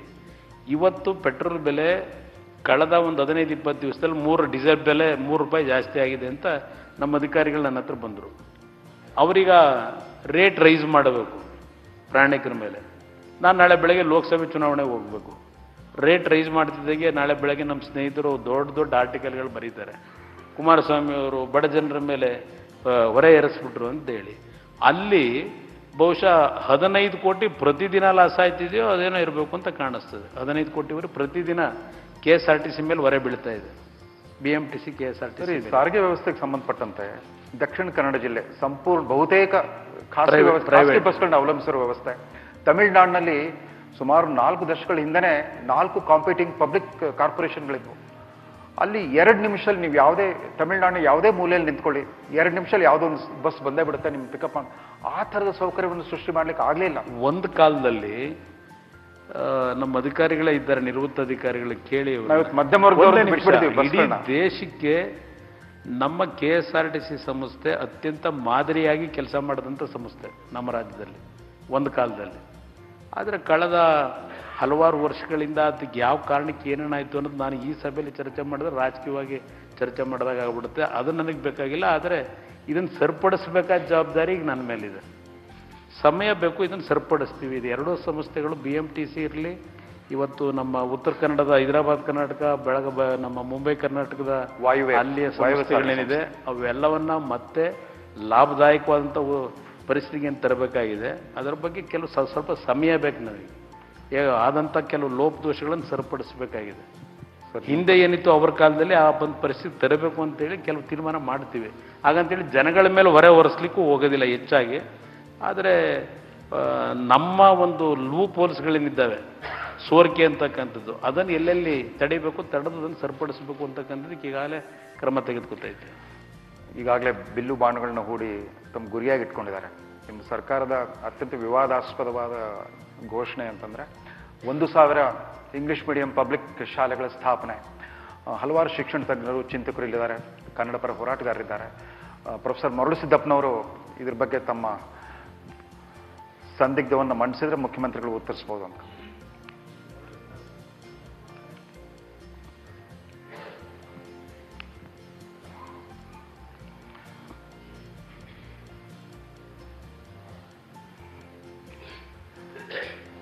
ಸನ್ಮಾನ್ಯ ಮುಖ್ಯಮಂತ್ರಿಗಳು ಮಾತನಾಡುವಾಗ ತಮ್ಮ ಆದ್ಯತೆಗಳ ಬಗ್ಗೆ ಹೇಳ್ತಾ ಶಿಕ್ಷಣ ಮತ್ತು ಆರೋಗ್ಯ ನನ್ನ ಮುಖ್ಯ ಆದ್ಯತೆ ಅಂತ ಹೇಳಿದ್ರಿ. ಅದು ನನಗೆ ಭಾಳ ಸಂತೋಷವನ್ನು ತಂದುಕೊಟ್ಟಿದೆ. ಅದಕ್ಕಾಗಿ ನಿಮಗೆ ಅಭಿನಂದನೆಗಳನ್ನು ಸಲ್ಲಿಸ್ತೇನೆ.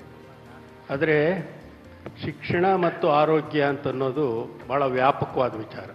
ಇನ್ನೂ ಸ್ಪಷ್ಟವಾಗಿ ಹೇಳಬೇಕು ಅಂದರೆ ತಾವು ಸರ್ಕಾರಿ ಶಾಲಾ ಕಾಲೇಜುಗಳು ಮತ್ತು ಸರ್ಕಾರಿ ಆಸ್ಪತ್ರೆಗಳು ಅಂತ ಹೇಳಬೇಕು. ಯಾಕೆ ಅಂತಂದರೆ 100ಕ್ಕೆ 90 ಭಾಗ ಬಡವರು ಅಂದರೆ ಸಾಮಾನ್ಯ ಜನ ಆಶ್ರಯಿಸಿರೋದು ಸರ್ಕಾರಿ ಶಾಲೆ ಕಾಲೇಜುಗಳು ಮತ್ತು ಸರ್ಕಾರಿ ಆಸ್ಪತ್ರೆಗಳು. ಅವುಗಳನ್ನು ಎಷ್ಟು ನೀವು ಅಭಿವೃದ್ಧಿಪಡಿಸ್ತೀರಿ ಅಷ್ಟು ಆ ಒಂದು ಸೇವೆ ಅಂತಂದರೆ ಸರ್ಕಾರಿ ಶಾಲೆ ಮತ್ತು ಸರ್ಕಾರಿ ಆಸ್ಪತ್ರೆ, ಅವುಗಳನ್ನು ಬಲಪಡಿಸುವ ಬಗ್ಗೆ ತಾವು ಯೋಚನೆ ಮಾಡಬೇಕು. ಬಲಪಡಿಸೋದು ಅಂತಂದರೆ ನಾನು ನಿಮ್ಮನ್ನು ಅಬ್ಜೆಕ್ಟ್ ಮಾಡ್ತಾ ಇಲ್ಲ, ಸುಮ್ಮನೆ ಹೇಳಿಕೆ ಕೊಟ್ಟರಾಗೋದಿಲ್ಲ. ಬಜೆಟ್ ಅಲೋಕೇಶನ್ ಇವುಗಳಿಗೆ ಎಷ್ಟಿದೆ? ಡೆಲ್ಲಿಯಲ್ಲಿ ಆಮ್ ಆದ್ಮಿ ಸರ್ಕಾರ ಬಜೆಟ್ ಅಲೋಕೇಶನ್ ಬಗ್ಗೆ ಬಂದಾಗ ಸರ್ಕಾರಿ ಶಾಲೆಗಳಿಗೆ ಮತ್ತು ಆಸ್ಪತ್ರೆಗಳಿಗೆ ಹೈಯೆಸ್ಟ್ ಅಲೋಕೇಶನ್ ಮಾಡಿದೆ ಅಂತ ನಾನು ಕೇಳಿದ್ದೀನಿ.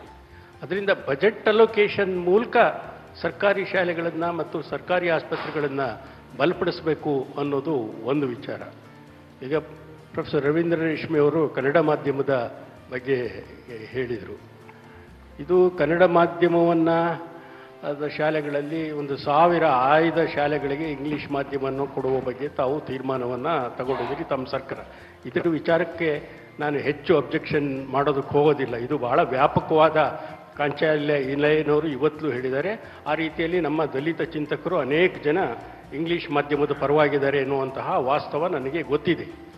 ಆದರೆ ಸರ್ಕಾರಿ ಶಾಲೆಗಳು ಅವುಗಳ ವ್ಯವಸ್ಥೆ ಚೆನ್ನಾಗಿಲ್ಲ ಅನ್ನೋ ಕಾರಣಕ್ಕಾಗಿ ಖಾಸಗಿ ಶಾಲೆಗಳಿಗೆ ಬಡವರು ಕಷ್ಟಪಟ್ಟಾದರೂ ಮಕ್ಕಳುಗಳನ್ನು ಸೇರಿಸ್ತಾ ಇದ್ದಾರೆ ಹೊರತು ಅಲ್ಲಿ ಇಂಗ್ಲೀಷ್ ಮಾಧ್ಯಮ ಇದೆ ಅನ್ನೋ ಕಾರಣಕ್ಕಾಗಿ ಸೇರಿಸ್ತಾ ಇದ್ದಾರೆ ಅನ್ನುವಂಥ ಒಂದು ತಪ್ಪು ಗ್ರಹಿಕೆ ಇದೆ. ಆ ತಪ್ಪು ಗ್ರಹಿಕೆಯನ್ನು ದಯಮಾಡಿ ಎಲ್ಲರೂ ಬಿಡಬೇಕು ಅಂತ ನಾನು ಕೇಳ್ತೀನಿ. ಇದು ಬಹಳ ಮುಖ್ಯವಾದ ವಿಚಾರ.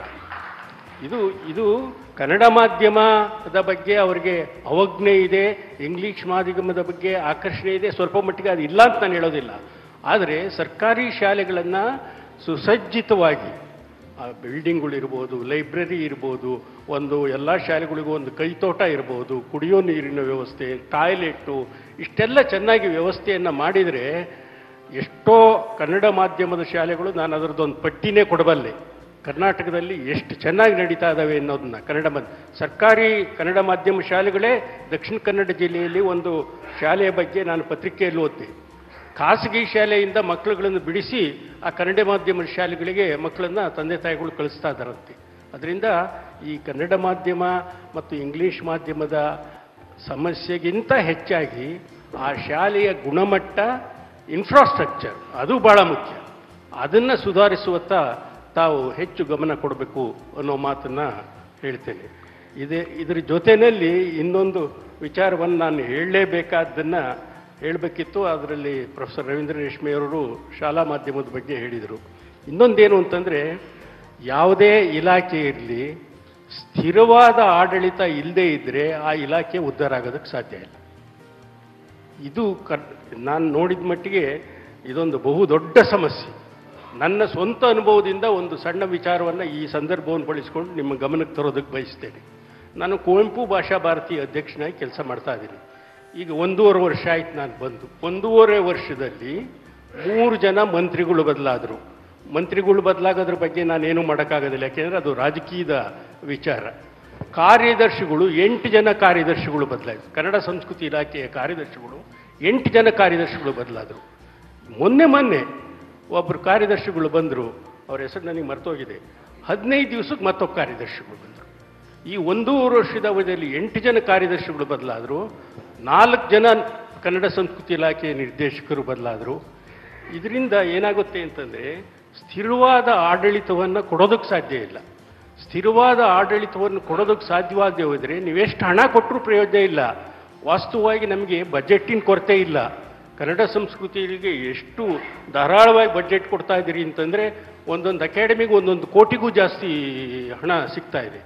ಆದರೆ ಆಡಳಿತ ವ್ಯವಸ್ಥೆ ಭದ್ರವಾಗಿಲ್ಲದೆ ಇದ್ದರೆ ಏನೂ ಕೆಲಸ ಮಾಡೋಕ್ಕಾಗೋದಿಲ್ಲ. ಇದ್ರ ಕಡೆ ಒಂದು ಸ್ವಲ್ಪ ತಾವು ಗಮನ ಕೊಡಬೇಕು. ಇದೊಂದೇ ಅಲ್ಲ, ಬಹುಶಃ ನನಗೆ ಗೊತ್ತಿರೋದ್ರಿಂದ ಕನ್ನಡ ಸಂಸ್ಕೃತಿ ಇಲಾಖೆ ಬಗ್ಗೆ ಹೇಳ್ತಾ ಇದ್ದೀನಿ. ಈ ಸ್ಥಿತಿ ಬಹುಶಃ ಇಡೀ ರಾಜ್ಯದ ಎಲ್ಲ ಇಲಾಖೆಗಳಲ್ಲೂ ಇರೋಕ್ಕೆ ಸಾಧ್ಯ ಇದೆ. ಇಲ್ಲದೆ ಇದ್ರೆ ಏನಾಗುತ್ತೆ ಅಂದರೆ, ರಾಜಕೀಯ ಇಚ್ಛಾಶಕ್ತಿ ಇದ್ದು ಲಕ್ಷ ಕೋಟಿ ಬಜೆಟ್ ಇದ್ರೂ ಯಾರಿಗೆ ಮುಟ್ಟಬೇಕೋ ಅದು ಯಾವ ರೀತಿಯಲ್ಲಿ ಮುಟ್ಟಬೇಕೋ ಹಾಗೆ ಮುಟ್ಟೋದಿಲ್ಲ. ಈ ಆಡಳಿತದ ಸ್ಥಿರತೆಯ ಹತ್ರ ಬಹು ಮುಖ್ಯವಾಗಿ ತಾವು ಗಮನ ಹರಿಸ್ತೇ ಇದ್ದರೆ ನಿಮ್ಮ ಲಕ್ಷ ಕೋಟಿಯ ಬಜೆಟ್ಟೂ ವ್ಯರ್ಥ ಆಗುತ್ತೆ, ತಮ್ಮ ಸದುದ್ದೇಶವೂ ವ್ಯರ್ಥ ಆಗುತ್ತೆ. ಇಷ್ಟನ್ನು ನಾನು ತಮ್ಮ ಗಮನಕ್ಕೆ ತರಬೇಕು ಅಂತಿದ್ದೆ. ಈ 2 ವಿಚಾರ ಬಗ್ಗೆ ತಮ್ಮ ಪ್ರತಿಕ್ರಿಯೆಯನ್ನು ನಾನು ನಿರೀಕ್ಷಿಸ್ತಾ ಇದ್ದೀನಿ. ಇದಕ್ಕೆ ಪೂರಕವಾಗಿ ನಾಗ್ತಿಹಳ್ಳಿಯವ್ರಿಗೊಂದು ತಮ್ಮ ಸ್ವಾನುಭವದ ಒಂದು ವಿಷಯವನ್ನು ಮಂಡಿಸಬೇಕು ಅಂತಿದ್ರು, ಈ ಕನ್ನಡ ಶಾಲೆ, ಇಂಗ್ಲಿಷ್ ಶಾಲೆಗಳ ಬಗ್ಗೆ. ಅದನ್ನು ಹೇಳ್ಬಿಟ್ರೆ ತಾವು ಒಟ್ಟಿಗೆ ಉತ್ತರ ಕೊಡು. ನಾಗ್ತಿಹಳ್ಳಿ ಚಂದ್ರಶೇಖರ್ ಮಾತಾಡ್ತಿದ್ದೀನಿ. ಮರಳು ಸಿದ್ದಪ್ಪ ಅವರ ಅಭಿಪ್ರಾಯವನ್ನು ಒಪ್ಪಿಕೊಂಡು ಕೂಡ ಅದಕ್ಕೆ ಪೂರಕವಾದ ಒಂದು ಮಾಹಿತಿಯನ್ನು ಕೊಡಲಿಕ್ಕೆ ನಾನು ಇಷ್ಟಪಡ್ತೇನೆ. ಕನ್ನಡ ಶಾಲೆಗಳನ್ನು ನಿರ್ಲಕ್ಷ್ಯ ಮಾಡಿ ಇಂಗ್ಲಿಷ್ ಮಾಧ್ಯಮ ಶಾಲೆಗಳಿಗೆ ಸೇರಿಸಲಿಕ್ಕೆ ಅವುಗಳ ಸುಸಜ್ಜಿತವಾದಂತಹ ಪರಿಸರ ಕಾರಣ ಅನ್ನೋ ಮಾತನ್ನು ಪ್ರೊಫೆಸರ್ ಅವರು ಹೇಳಿದರು.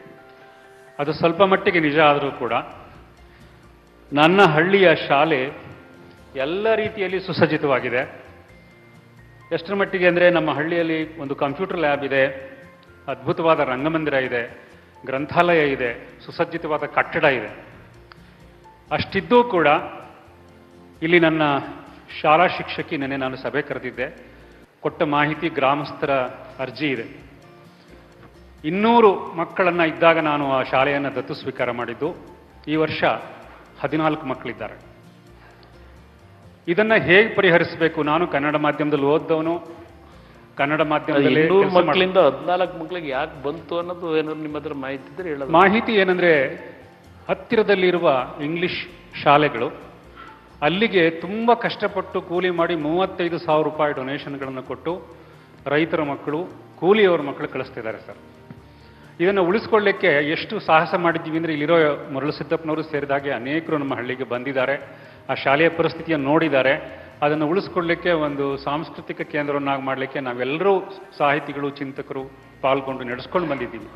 ಈ ವರ್ಷ 7 ಮಕ್ಕಳು 8ನೇ ತರಗತಿಗೆ ಪಾಸಾಗಿ ಹೋಗಿಬಿಟ್ರೆ ಶಾಲೆ ಮುಚ್ಚುವ ಸ್ಥಿತಿ ಇದೆ. ನನ್ನ ಇಡೀ ಹಳ್ಳಿ ಸಭೆ ಮಾಡಿ ನಮ್ಮ ಮಕ್ಕಳಿಗೆ ಇಂಗ್ಲೀಷ್ ಕಲಿಸ್ಕೊಡಿ ಅಂತ ಒಂದೇ ರೀತಿಯ ಹಠಕ್ಕೆ ಬಿದ್ದಿದ್ದಾರೆ.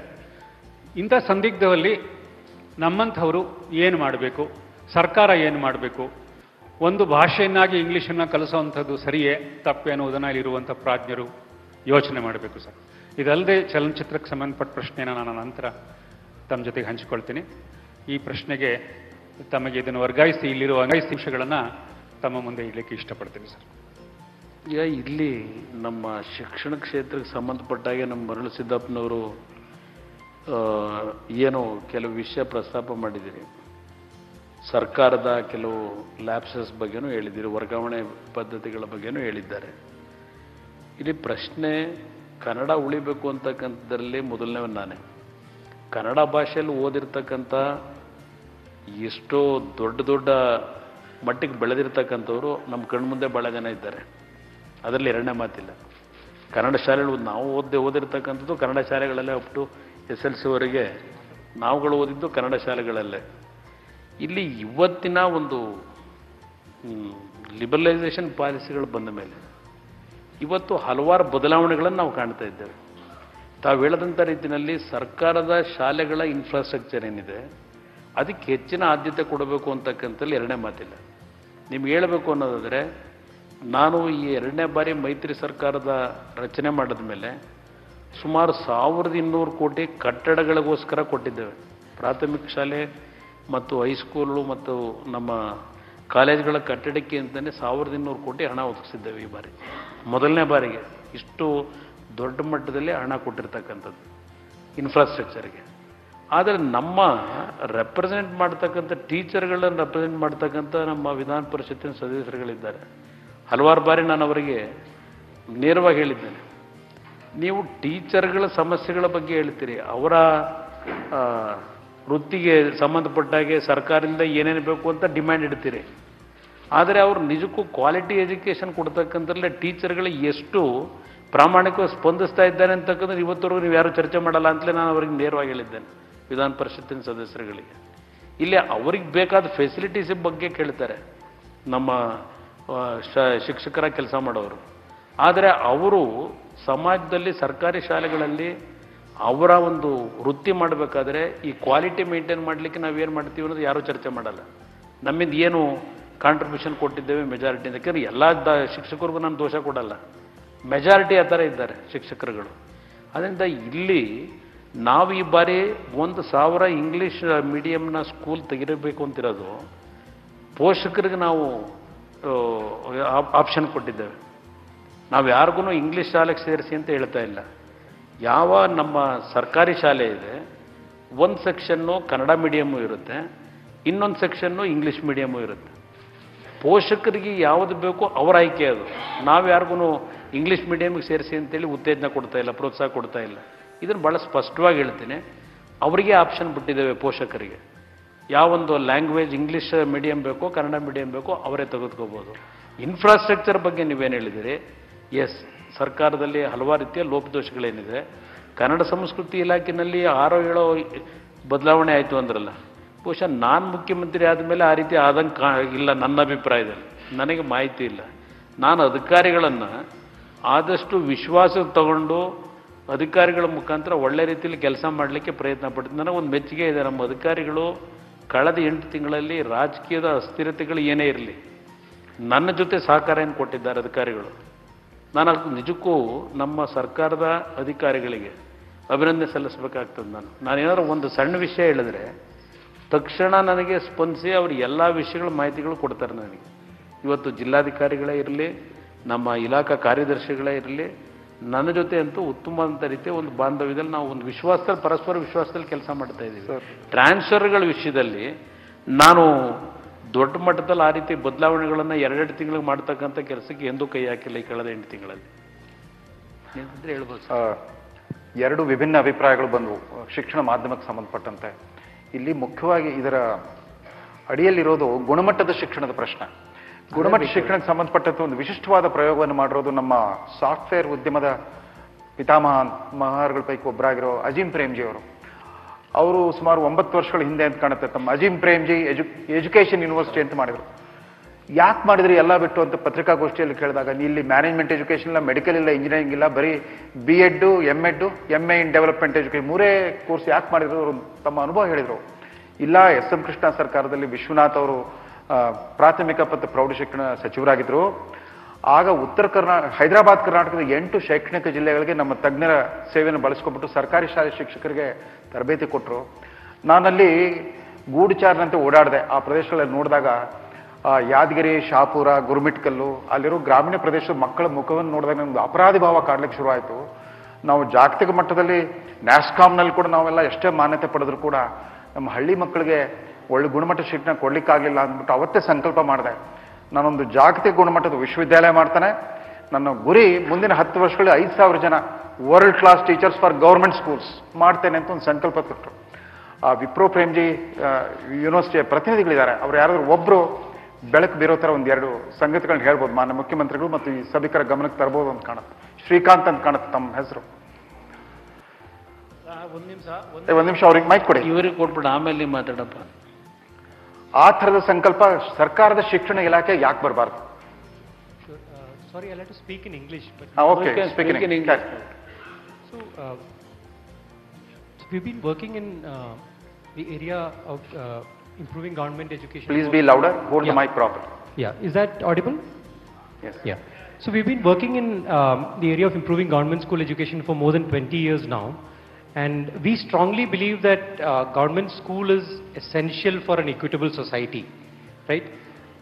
But it's true that if you look at the trend over the last 10 years, in every state that we work in, and including Karnataka, government is doing quite a lot to improve education, including capacity building of teachers and all those things. Like for example, the Guru Chetna program in Karnataka. These are very good programs. However, what you are asking for Mahiti, right, information.